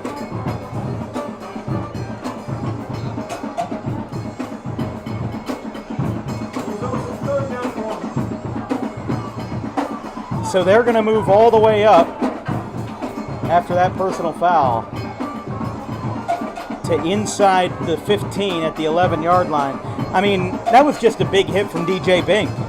I don't think there was anything wrong with that play, at least in my eyes. From up here looked pretty clean, I would say. From up here looked pretty clean to me. So. Got to be a keeper to the right side. But here's the thing. A play like that and a call like that can sometimes spark a fire in the belly of whoever's at the wrong end of it. So Gateway might keep the hits coming. KIPP might keep the hits coming. And in a matter of minutes, you could have an ugly game on your hands if people don't keep it in control. So maybe the referee saw it as a response to that big hit from KIPP onto John Aguello earlier. So if they thought that was excessive retaliation, because the first priority of the refs is making sure that the game stays in its integrity and keeps the integral part of the game and keeps everything clean and prevents anybody from getting themselves into trouble. There will be a pitch over to the left side, taken by number 28, Neo Echeverria. Stop made by Dan Leone. So Leone on the stop there, but a very surprising sequence of events tonight here for KIPP, looking for their second franchise victory. They play Camden Catholic on Thursday. In fact, both of these teams have Thursdays to open up their season. Gateway plays Haddon Township on Thursday the 5th at 4 o'clock, and then Camden Catholic on Thursday the 5th for Kip Cooper at 6 o'clock. Our Thursday plans will be Lower Cape May at Gloucester at the Jim Kelly Field at 6 p.m. on Thursday, September 5th, followed up by Camden at Kingsway on Friday, September 6th, down at Mullica Hill. And then after that, our first of 4 games in a partnership with Woodbury City Public Schools. That'll be delay a game on the Titans, their third such penalty tonight.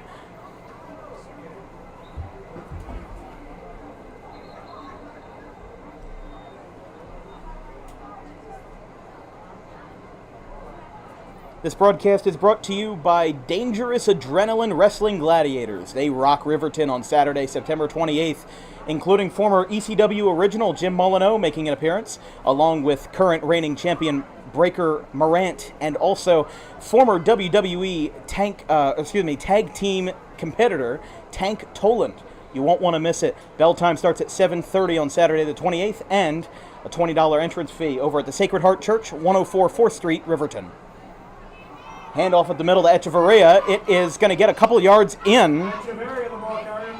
No whistles yet. Ball is still live. Finally, they blow some whistles. Wait a second. Daly's got his hands up in the air. Did they lose the football? I mean, clock is still running, so I assume it's not a turnover. I mean, originally all the Gateway staff had their hands up thinking that they got the ball back, but instead, that will be a huge advancement for the Titans, getting them up to the 3-yard line. So it will be 3rd and goal for the Titans. 3rd and goal. Big chance to try to ice this game, and I mean, it's obviously far from over. Considering what we've seen on KIPP's defense, they can hold their own. But Gateway's just going to be looking for a crack here as there's a high snap. Echeverria gets the handoff, and he gets stopped with a swarm of Gators in the pond. 4th and goal. Stop made by Gianni Pembroke. So Gianni Pembroke on it here, and we'll see. I mean, they could very well go for it. It is 4th and goal from the 5. I mean, this is kind of a high-stakes situation here. I mean, as is every play, but in this situation for KIPP, they get another 8 points on the board, and that comeback becomes ever so more difficult for the Gators. But then, if they don't get the stop, then Gateway ends up having to be backed up against their own end zone. So, Gateway not in the best position here midway through the 3rd quarter. They're going. Oh, the ball comes out. Rolling over to the right is Michael Morton, and that will be a turnover. Stop made by Dan Leone. And Gateway takes over on now. That was a clustered play right there. Very clutch stop. Now they need, if they wanted to win this game, they got to score here. You said it, Jake. I mean, these guys are right now in a precarious spot. You've got 16 minutes to play, 12 in the 4th, and 4 minutes with a chunk of change here in the 3rd. Not going to be easy for these guys to drive their way all the way down the field. They had a 3-and-out in their first possession, but it seems like now the tides are starting to shift a little bit, knock on wood for Gateway, but if these guys want a chance at winning, obviously this is a must-score drive. I mean, let's think about it this way. We chewed up 4 minutes in the first quarter on 3 plays for KIPP. They won the toss, and then they were on 3rd down, and we were already a minute and a half through, and they scored 4 minutes in. So these guys are not afraid to make quick, swift changes. And now Bender's going to get back under the shotgun here for the Gators, here under the lights from Angelo Natoli Stadium.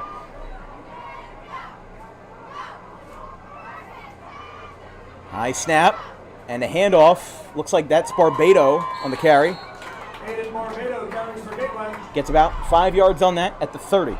Gain of 6 on the play. Brings up 2nd and 4. Don't forget, we are always looking for small business owners to become sponsors of Dan Wilkins Broadcasting. All commercials you see on DWB are filmed, edited, recorded, and produced by myself and my wonderful crew. Again, all funds go towards college expenses and travel costs and equipment upgrades here on DWB. Helps us keep the lights on and keep these high school football games and these competitive matchups free to watch for all viewers far and home. You can send us an email with an advertising inquiry at thedanwilkinsshow@gmail.com, and we will send you a flyer with information. Packages start for as low as $250 for 6 months. And of course, as we said, our Venmo as well, DW Broadcasting. Gator down on the 32, getting his legs stretched out there. Andrew Daly, head coach, joining him. And the athletic trainer,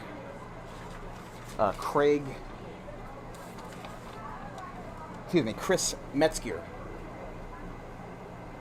So 3:41 with the clock stopped here in the 3rd quarter. Don't forget, we will be back at Gateway on Friday, September 13th for a matchup between South Jersey and really South Jersey as the Wildwood Warriors come to town to face off against Gateway Gators. That will be a 7 o'clock start time on Friday, September 13th. As we said, we've got another DWB triple header on the way next week, with Thursday, September 5th being the Lower Cape May Caper Tigers and the Gloucester Lions. Friday, September 6th will be potentially our biggest football matchup ever on DWB with the Camden Panthers and the Kingsway Dragons from Mullica Hill. Saturday, September 7th will be the Haddonfield Bulldogs and the Woodbury Thundering Herd, our first of 4 games in a partnership with the Woodbury City Public Schools. And we'll be all over the place the rest of this football season, from Cumberland County all the way to Ocean County in the Shore Conference. You can follow us all on our social medias at DW Broadcasting on our Instagram and Twitter, along with our Facebook, Dan Wilkins Broadcasting. Not sure who exactly is down there. That might be Barbado, who took the last rush for 6 yards. Taking an extra long time for him to... they were stretching out his leg as if he had a cramp. But, I mean, it's only 77 degrees here. It's not like we're dealing with a 90-degree September day. And that is Barbado, who is walking off the field under his own power. I mean, a beautiful night here from Woodbury Heights. You do not get much better than this. Here with the trees of Gloucester County behind us. I mean, they have done such an excellent job with Angelo Natoli Stadium and the entire Gateway Athletic crew getting this field prepared every weekday and every game day.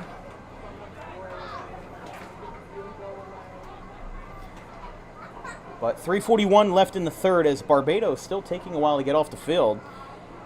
Obviously taking his time. He is able to bear weight on it, so it's not what it could have been.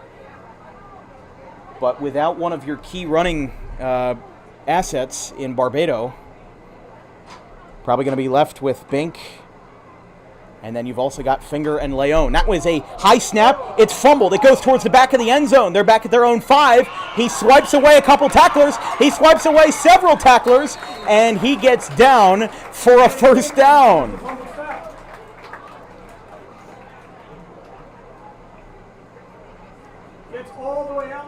I don't know how they converted that, but they did.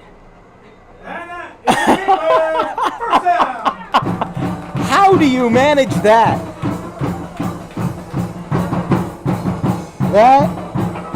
I don't think I've seen a play like that since Palmyra Gloucester Catholic last year.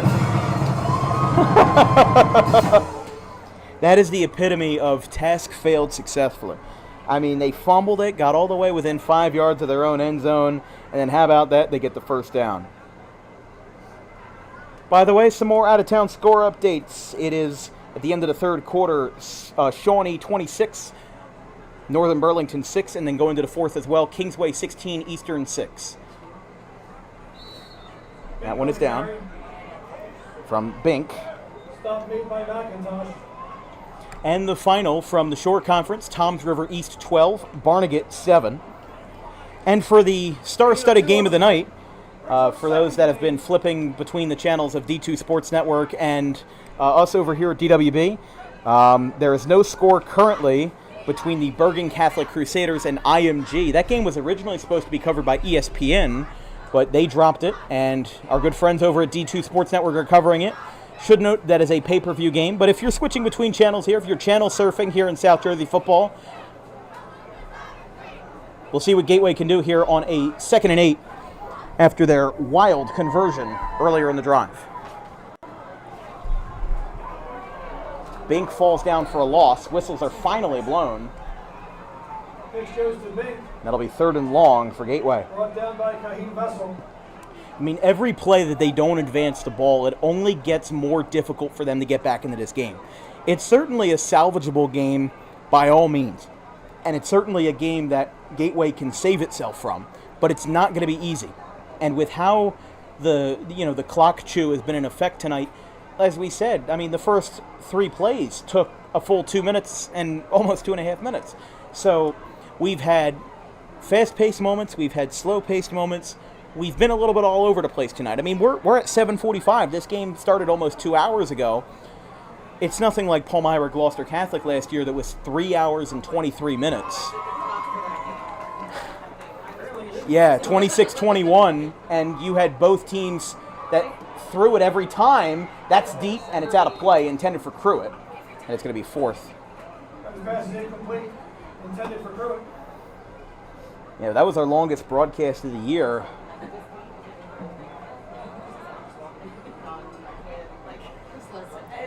And we will be seeing Palmyra later on. Actually, no, we don't have any plans to see Palmyra. I apologize. We had originally, this game was supposed to be Palmyra Riverside, but we changed plans with our football schedule overhaul.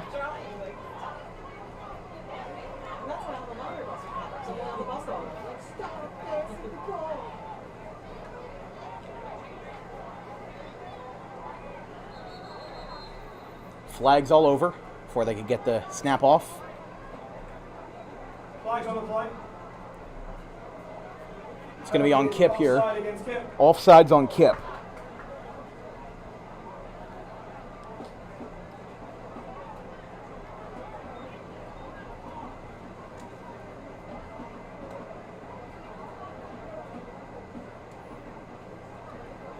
Brings up 4th and 4. Two more scores coming in. Fort Lee 42, Memorial 0, and High Point 49, Wallkill Valley 22. Oh, they're going to fake it. They don't get anywhere on that. Nate keeps it himself. So I think that's going to be about a yard short, which is a huge shame for Gateway because they have been trying to get back on their feet in this drive. And now that was a big gut punch for them, as they're going to spot it. And the way it's looking like right now, it's looking like it's going to be about a yard short. And they will bring out the defensive militia here for the Gators. Wait a second. They're going to give it to them. Okay. I mean, if you're Andrew Daly, you take your wins when you get them. But I don't know. And that is a Gateway first down. How about it?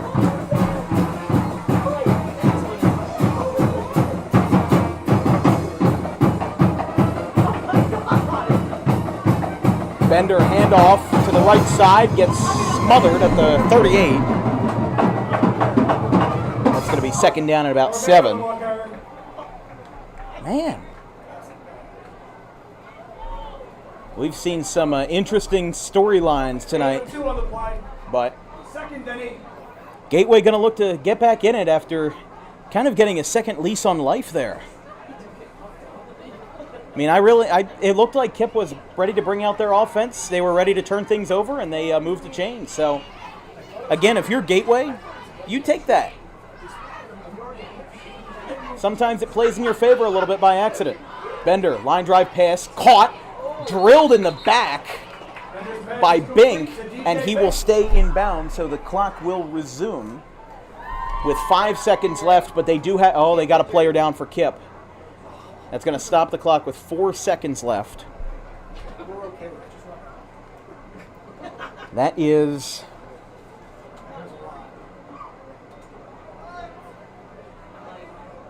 might be number 11, that being Moisen McIntosh, being attended to again by the Gateway staff.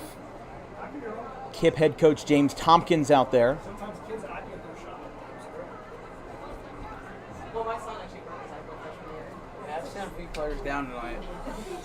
And it's not like it's a 90-degree day where you're going to see cramps left and right. So, like, it's not an issue of that proportion. We've seen a couple cramps, but like we said, I mean, we had, again, pointing back to that Palmyra-Gloucester Catholic game, it was 3 hours, 23 minutes, and that is Moisten McIntosh.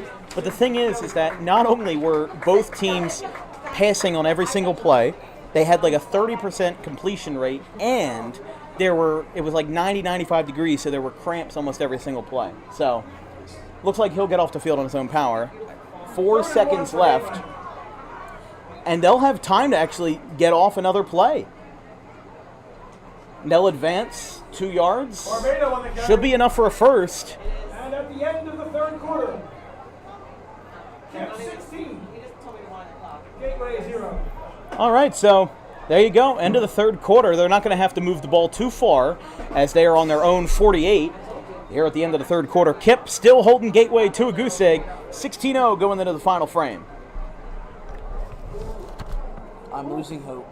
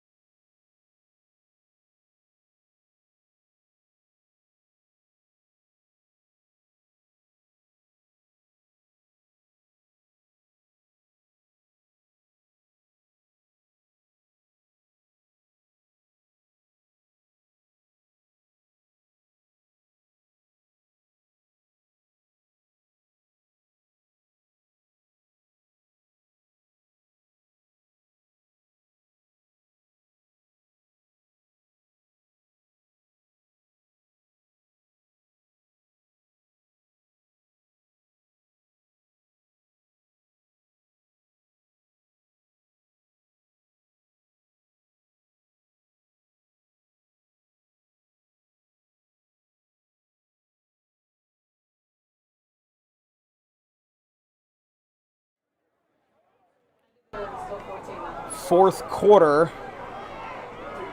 And he'll take the sack. That is a monumental sack for Kip. That'll knock him back at least 10 yards, if not more. Man. And they were just getting right off in the right direction with that first down to end the quarter. I mean, they were able to get an extra play basically because of that Kip injury. 2nd and 23 for Gateway.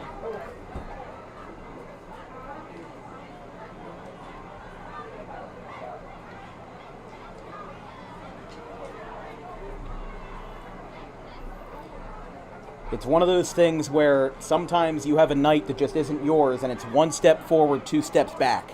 You make progress and then you get another, kick in the gut and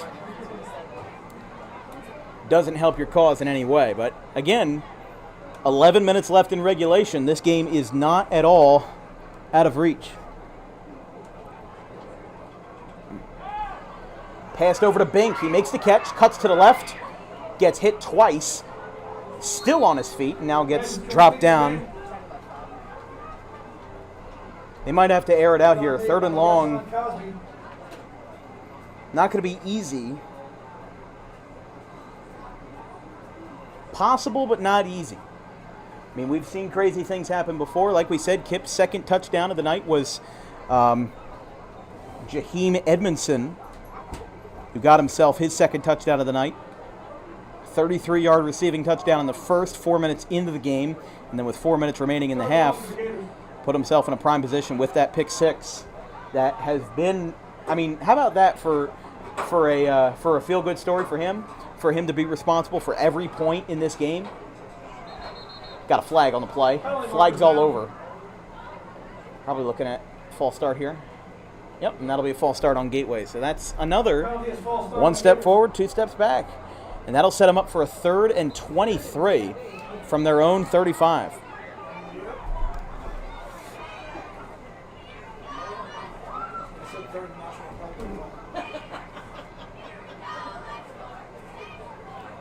So we got 3rd and a country mile here, 3rd and 23.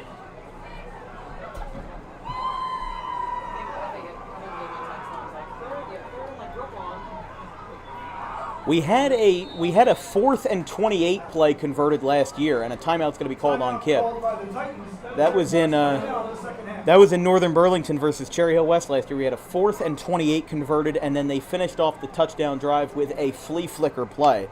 But we'll be right back. 16-0 Kip. They are 9 minutes and 34 seconds away from their second franchise victory. We'll be right back.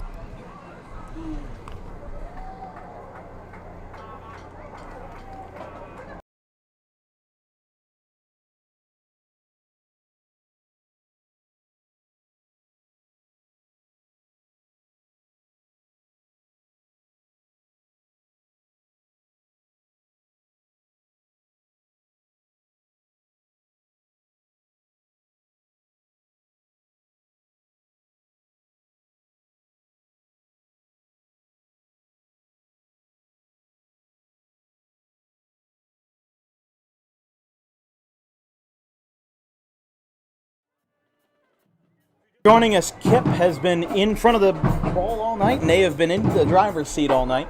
16-0. They got a 33-yard passing TD, and now this one is going to fly deep and no good. Intended for Bink, and I think Gateway was hoping for a pass interference call there, but they didn't get it. I think that was pretty fair, but it's 4th and 23. But as we said, Jaheim Edmondson has been the star of the show tonight. 33-yard receiving touchdown early in the first quarter, and then late in the second quarter, a 15-yard pick six to give them a 16-0 lead. They have converted on both 2-point conversions tonight. Excuse me, on both 2-point conversions tonight.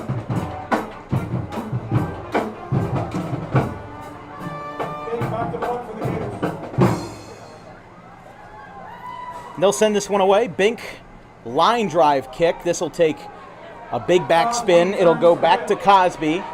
Rolling out to the left at the 40. He gets on his feet. Still no whistles. And gets taken down around the 44 on the far sideline.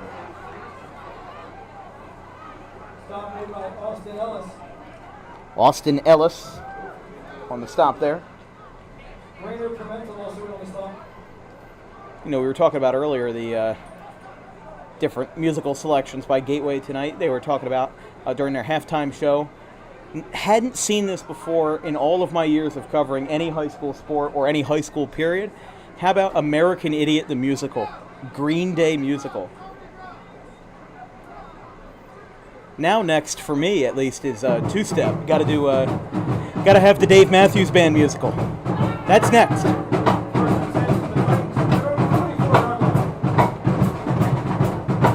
Getting groovy here on the KIPP 44.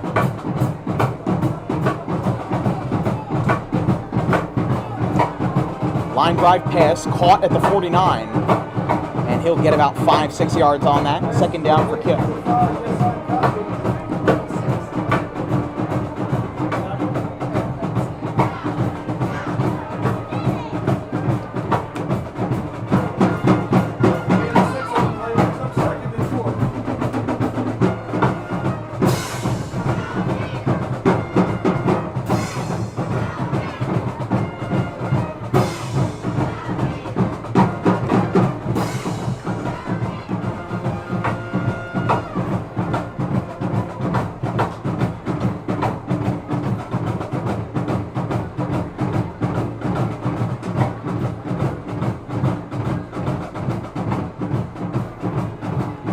Rolling out to the right, deflects 3-4 tacklers, and then finally gets sent home by number 76, that being Brennan Tuttle.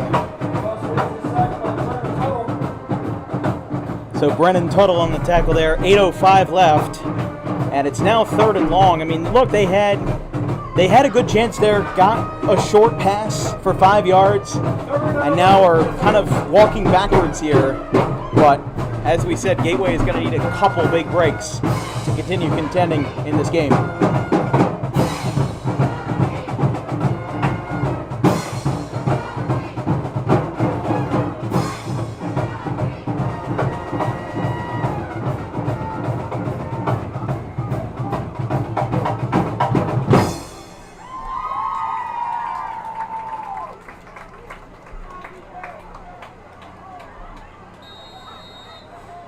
Hold on here. Gonna have the 4th delay of game against KIPP tonight.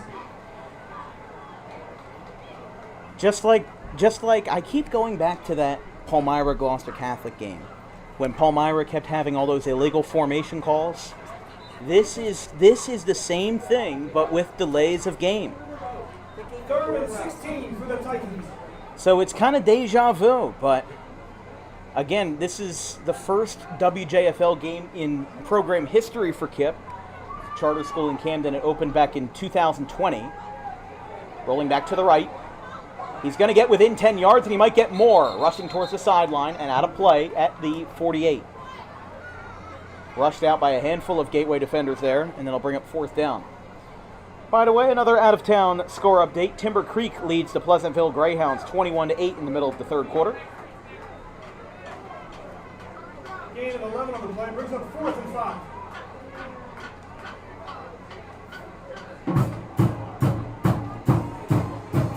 5. Back at it here with under 7 minutes now. I mean, not only does Gateway have to rush down the field once, they've got to do it twice, unless they get a lucky break with something like a pick six or a punt return. Assuming you're talking about 2 natural drives, you have to basically pick up the pace tenfold. Snapped, and a screen pass dropped, but is it behind the line of scrimmage? There's no whistle! No. No, there was a whistle.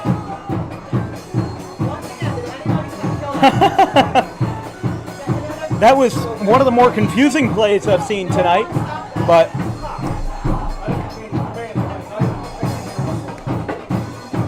I mean, the problem was the band was so loud we couldn't hear the whistle.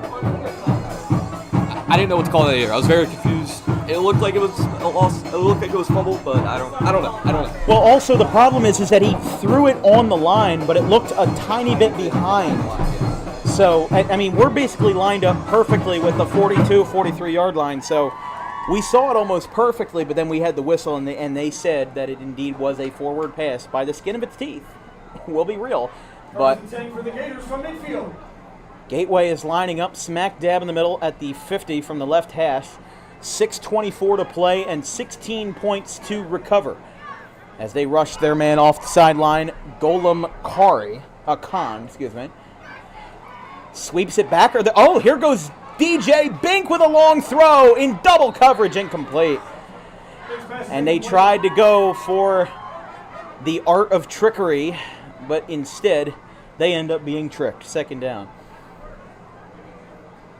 This broadcast is brought to you by Vincent's Lawn Care. Summer may be wrapping up, but that doesn't mean it's too late for you to get your front yard, backyard, or anything in between taken care of by one of the finest in South Jersey. Call today at 609-412-0403. And like we said, if you're a small business owner interested in contributing to Dan Wilkins Broadcasting, send us an advertising inquiry at thedanwilkinsshow@gmail.com. The email is in the description of the video, and we'll send you an advertising flyer with information about how to get your commercial on the air in front of 60,000 plus annual viewers. Bender goes back, no trickery this time. Lines a pass with a little wobble, and it's incomplete, intended for Jacob Finger. Pass is incomplete. The intended receiver was Jacob Finger. 3rd and 10. But this is the issue that comes up when you're talking about getting these rushed plays through. You've got 6 minutes left, but you're trying to obviously save time while Kip is trying to chew the clock down, run every play you can, make sure that clock never stops. There's just so many different variables that Gateway has to have going in their head. And, look, Andrew Daly has dealt with teams that are 4 times the size of Gateway. He used to be a coach over at Cherry Hill East. He's dealing with a much smaller resource group and much fewer weapons to deal with. He dumps the pass off to Barbado. He gets some room, and he does get up to the 40. That should be close. That's going to be close here. Clock will stop at 6:01.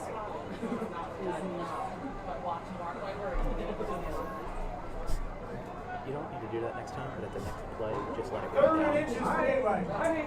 All right, so they'll let the clock run again. 4th and inches. You just got to think halfback dive. Halfback dive, QB sneak, anything to get that across. You can worry about time management later. They do get the first down with ease as the offensive line heavily pushed back Kip's D-line. Barbado on the carry. And Barbado once again keeps it cool. First down.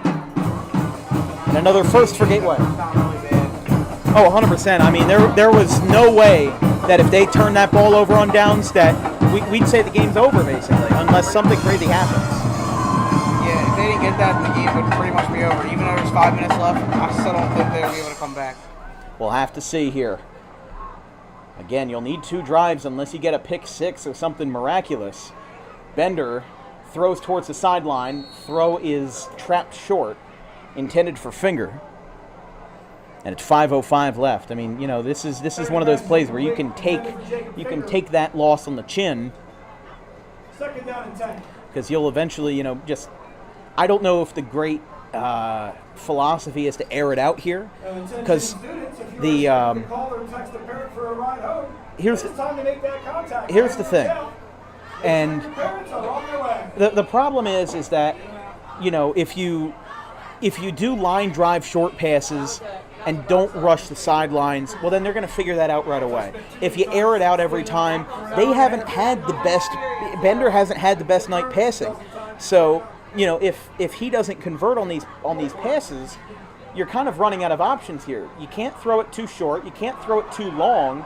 You've got to find that Goldilocks pass, and they're going to go with a jet sweep here. They tried to rush the sideline and get him out of bounds, but didn't work there. Although it wouldn't have stopped the clock anyway. Dixon on the stop there. At the end of the first quarter, IMG Academy of Florida leads Bergen Catholic 7-0 at the nightcap of the Battle of the Beach at Ocean City. A bit of a venue change for this year's Battle at the Beach. Tonight's festivities are at Ocean City. Nights 2 and 3 are over at Egg Harbor Township High School instead of at the picturesque Cary Stadium in Ocean City, right next to the boardwalk. Bender drops back, lines a throw, and it goes nowhere. Bink was well off to the right. And you could see just from body language alone, from where we are up in the press box, Bender doesn't seem to be working 100%. Not that he isn't working 100%, but it's that he just is very upset. He's very angry, and he's upset that the results aren't really going there. And as a defense, if you can rattle the quarterback, that might be all you need. You're at 4th and 9 right now. Is a calm, level-headed quarterback going to be more likely to make a play than a rattled and frustrated 4th and 9 quarterback? I'd say yes. And it looks like they're going to try to speed things up here. Bender drops back. He finds a hole. He gets through. He's got a first down. How about this? He gets a block at the 10. Rattled no more. Aiden Bender with a 25-yard rush. Not only is that a first down, that gets them into the red zone.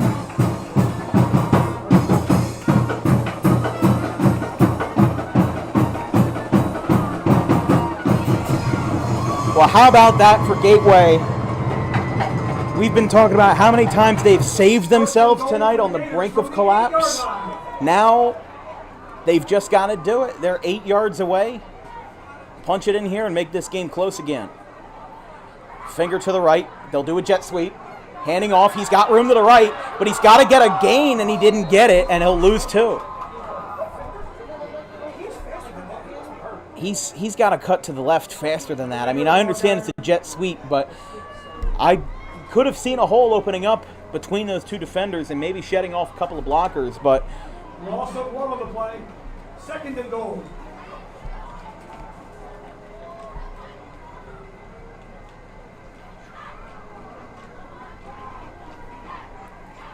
Gateway 2nd and goal from the 10 after the jet sweep got a loss of 1.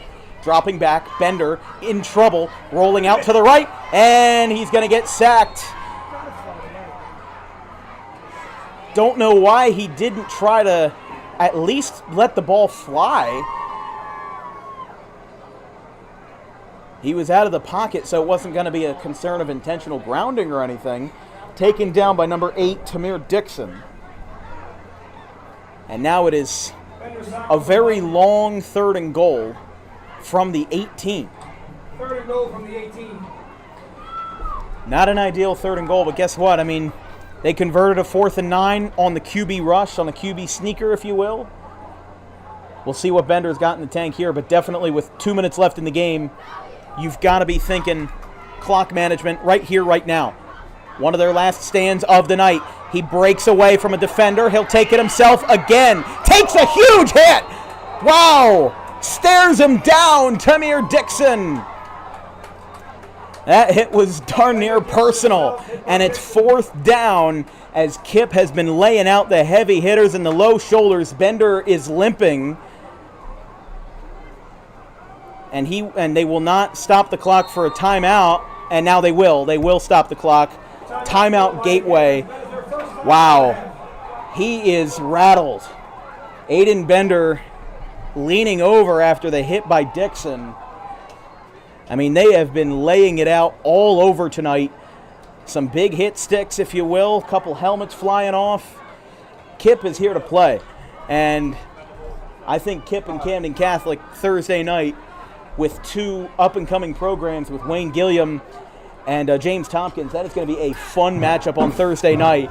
But after they check out Bender, Gateway calls a timeout. Each team has 2 remaining. As we said, we've got 2 games left this weekend for DWB's football kickoff weekend. Tomorrow night, 7 o'clock from Davis Field in Clayton. It's the Collingswood Panthers versus the Clayton Clippers, live from Gloucester County. And then Saturday, August 31st, an 11 a.m. start time between the Battle of the Reds. It's the Penns Grove Red Devils and the Paulsboro Red Raiders at 11 o'clock on Saturday, August 31st, as we kick off the 2024 football season.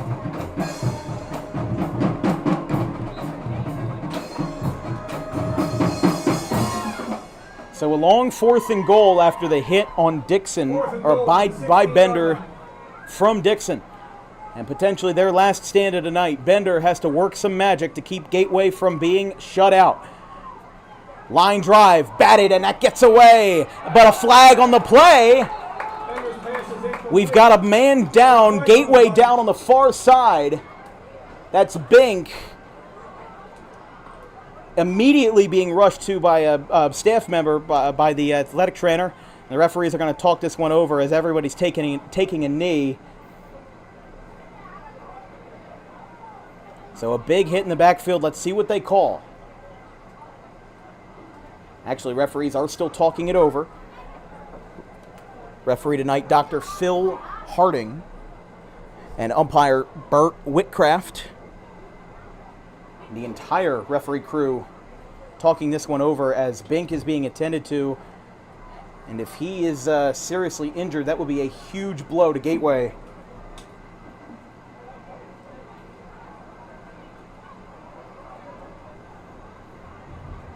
Just hope it's nothing too serious, and we'll see what happens on this penalty call, because we saw flags flying all over.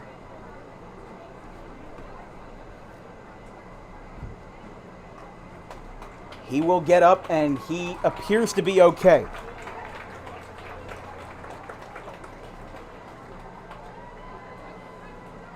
Oh, I see what happened. So, penalties are going to offset here.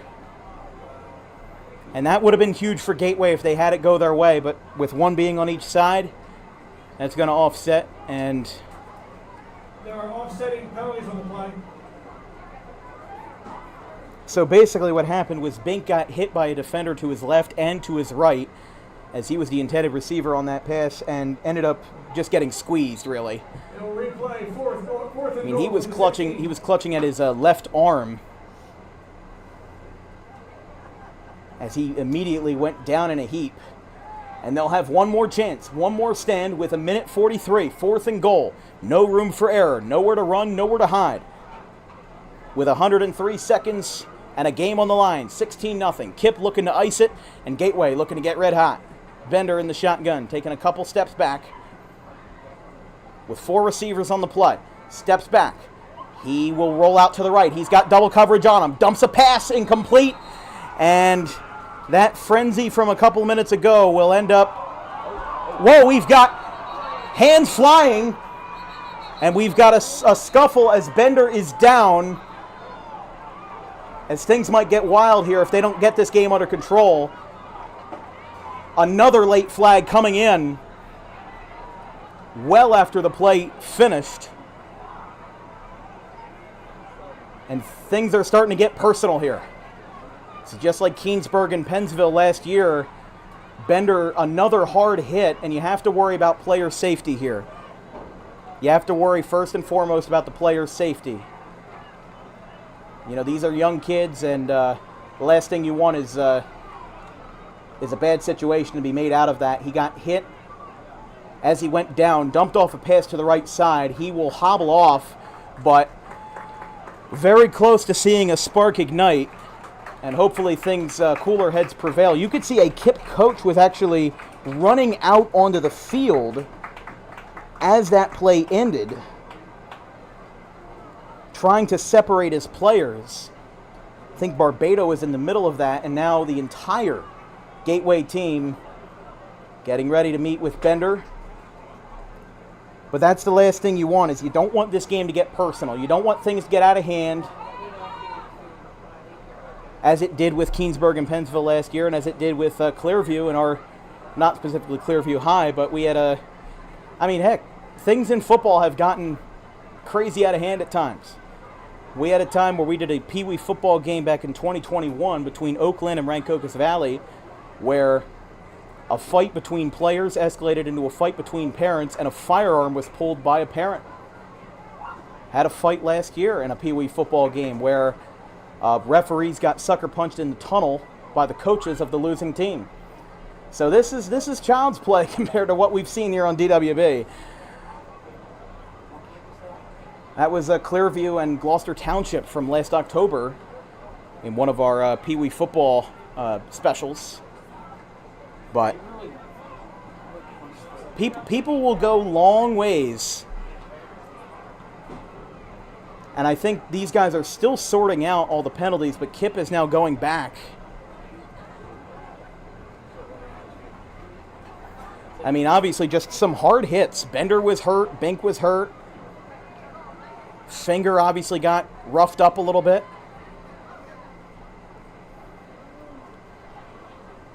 And now all they need is a first down and the game's over. But you're just very glad that that didn't escalate into something worse, because that would have been a sour ending to what has been overall a good game.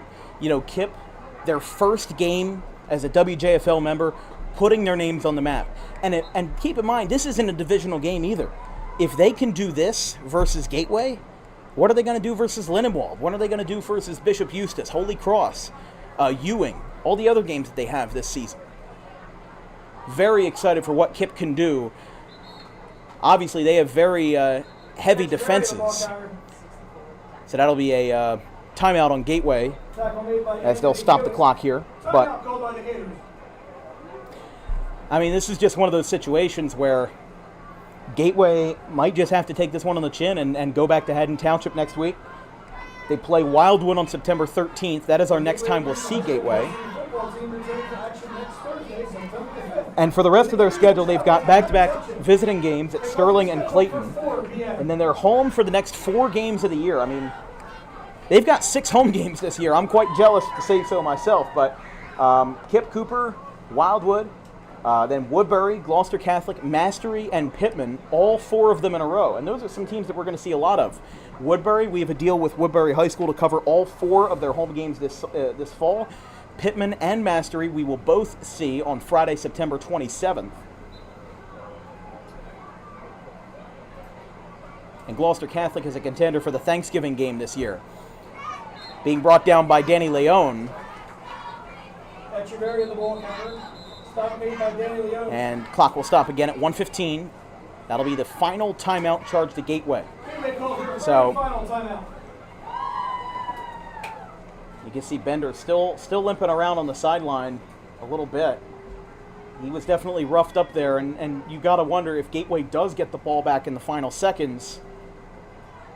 You know, do you, as he waves to his family there, you know, do you put him back out there and do you risk potentially injuring one of your star players? Because KIPP has been a little bit relentless tonight, and sometimes you need that. You know, they took the darn helmet off of Jonathan Agadello.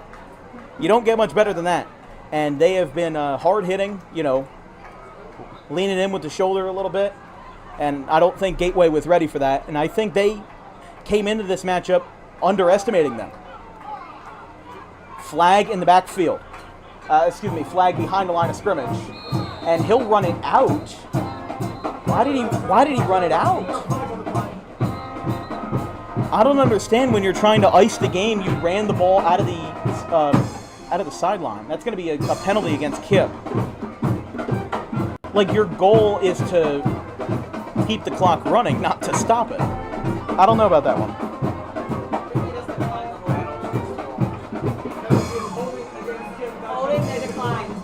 Holding declined against KIPP. And we'll just say, we put out a poll before tonight's game asking what everyone's pick was. 36% said Kip Cooper. 64% said Gateway. So I think people have underestimated KIPP. And if their basketball season from last year is a precursor of anything, shows that these guys are here for a long time.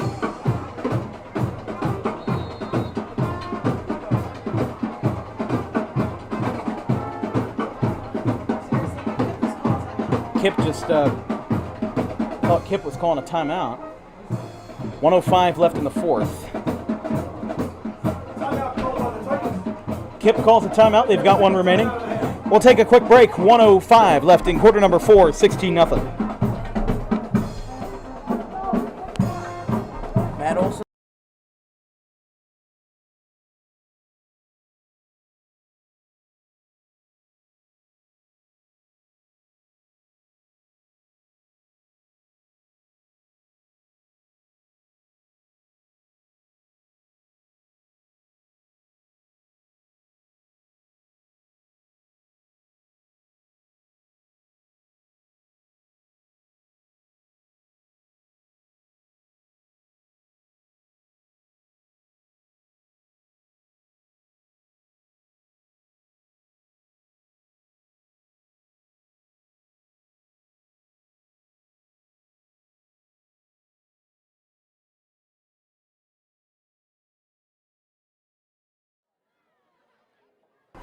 Another final score in the area. Gloucester beat Pennsville by a score of 14-0. Like we said, we'll be seeing them next Thursday. Red Bank Catholic trails Middletown, Delaware at the half 9-7. And they're going to punt on 4th and 4. Punt is blocked. It's going to go back the other way, and KIPP falls on it at the 2. It'll be Gateway ball. Gateway will take over. So, interesting.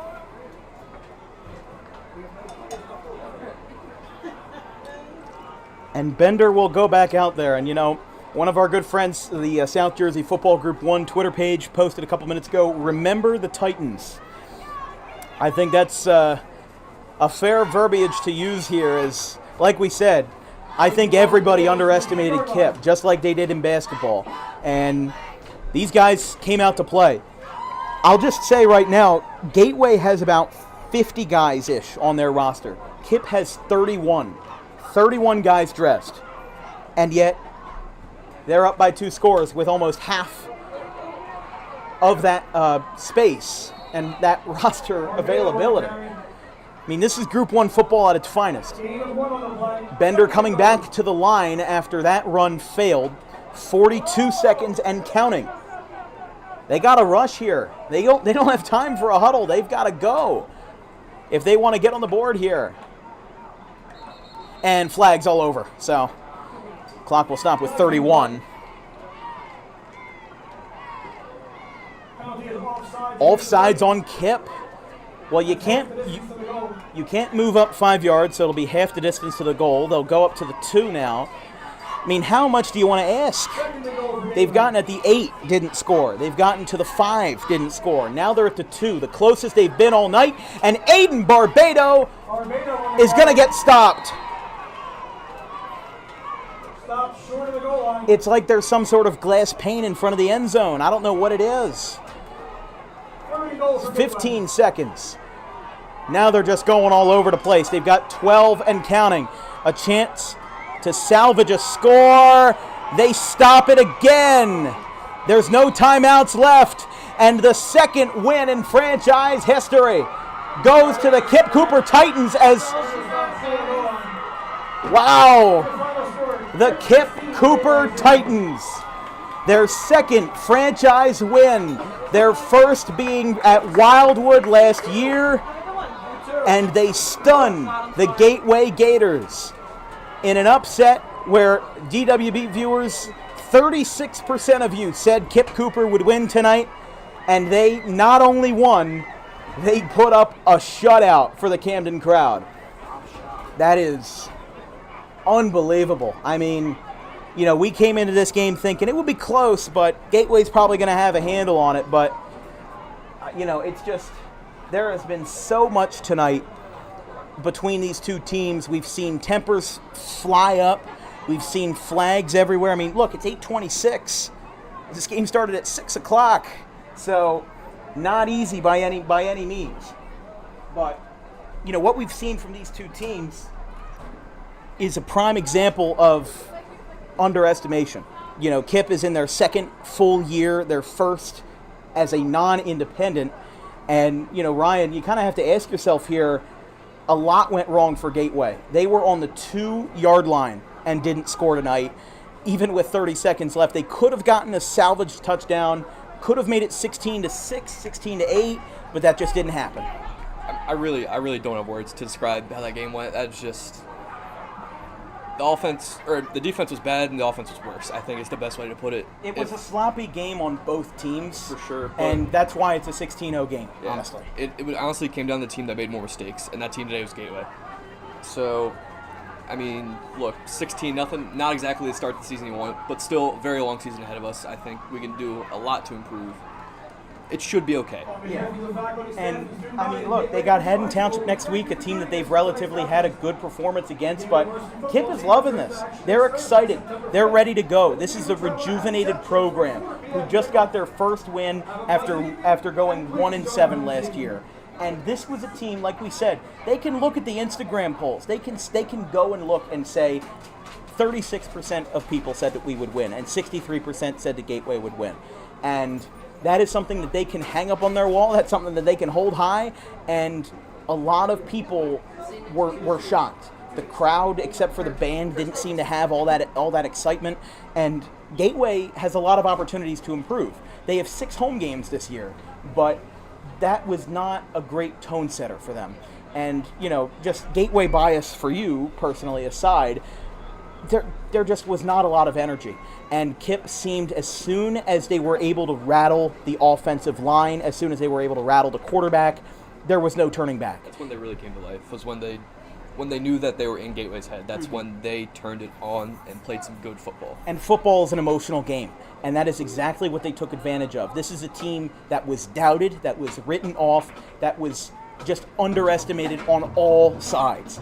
So these guys were able to come out, play, get the people's thoughts out of their heads early with that touchdown by Jaheim Edmondson in the first quarter, and then you had Edmondson strike again late in the second quarter. So, look, this is a game of emotions, and things got ugly at the end there, or almost got ugly at the end. So KIPP had some hard hits. Obviously, Bink was a little rattled up, and I think a part of it as well was that Gateway just seemed to get exhausted from all the hits. I mean, they weren't used to a defensive line that strong. They weren't used to a secondary that was, offering that many hard punches and blows. But DJ Bink was down a couple times. Aiden Bender was limping in that final possession. I think Gateway was just a little bit outmatched tonight, and considering that KIPP is a largely unknown team to some, now they're not unknown anymore. And I said this like a broken record over and over again, but this is exactly what happened with the basketball team. Antoine Miller's first year last year, 11-10 as an independent, beat a couple tech schools, couple PA Delaware schools, nothing outrageous or impressive. And then they come back this year and go to the South Jersey Sectional Championship. Now, football, obviously, with how the playoffs work, is a little different, but considering that they're in the lowest of divisions here, look, it doesn't take much for a program to get a boost. Cedar Creek started their football program in 2011 when the school opened, and they're 1 win away from 100 in their program's history, and that only took 13 years. So with KIPP getting win number 2 in their history tonight, I think they're well on their way to a successful season in 2024. Yeah, I mean, I honestly, before the game, I thought that score was going to be reversed. I thought it was going to be... Or even worse. Yeah, I thought it was going to be absolute blowout in Gateway's favor. I'll be honest, I voted on the poll. I voted in favor of the Gators. I definitely... A little bit of hometown pride, yeah. Yeah, a little bit. I think that was shocking. That was shocking for sure. And honestly, impressive. It's a little humbling. Yeah. I mean, you're a Gateway student, but think about it for the players and for Andrew Daly as well. This is a chance to go back to Haddon Township on Thursday with a clean slate. They'll be playing 4 o'clock on Thursday, and they'll be able to say, okay, that wasn't our best, but we can build off of that. And it's just like what happened with Michigan and Appalachian State in 2007. Michigan lost that game, but they went on to have a winning season. They went on to still be good and impressive. So, not all is lost here for Gateway. It's week 0, season is just beginning, and I think these guys are well on their way both to having successful seasons. Yeah, I think the Gators can definitely turn it around. If I know my Gateway, sometimes we don't start off the best, but we can definitely turn it around and pick up in the very end. With who they're playing, Lindenwold, Bishop Eustace, no offense to those teams, but KIPP, being a largely unproven squad, was put in the lowest division. Thinking about it today, they probably could play in the same division as Gateway. They could compete with guys like Pittman. They can compete with guys like Clayton and Sterling and Camden Catholic. Maybe even somebody like Overbrook or Paulsboro. Like last year, that would have been an egregious thought to even consider. But these guys put themselves on the map today, on the road, got their win. And for a team that only has 1 home game this year because of scheduling issues with their fields, that's pretty darn impressive. So that'll be all for us tonight. KIPP is elated, and rightfully so. A 16-0 victory over the Gateway Gators for their 2nd win in club history after opening in 2020 and their 2nd full season as a football program.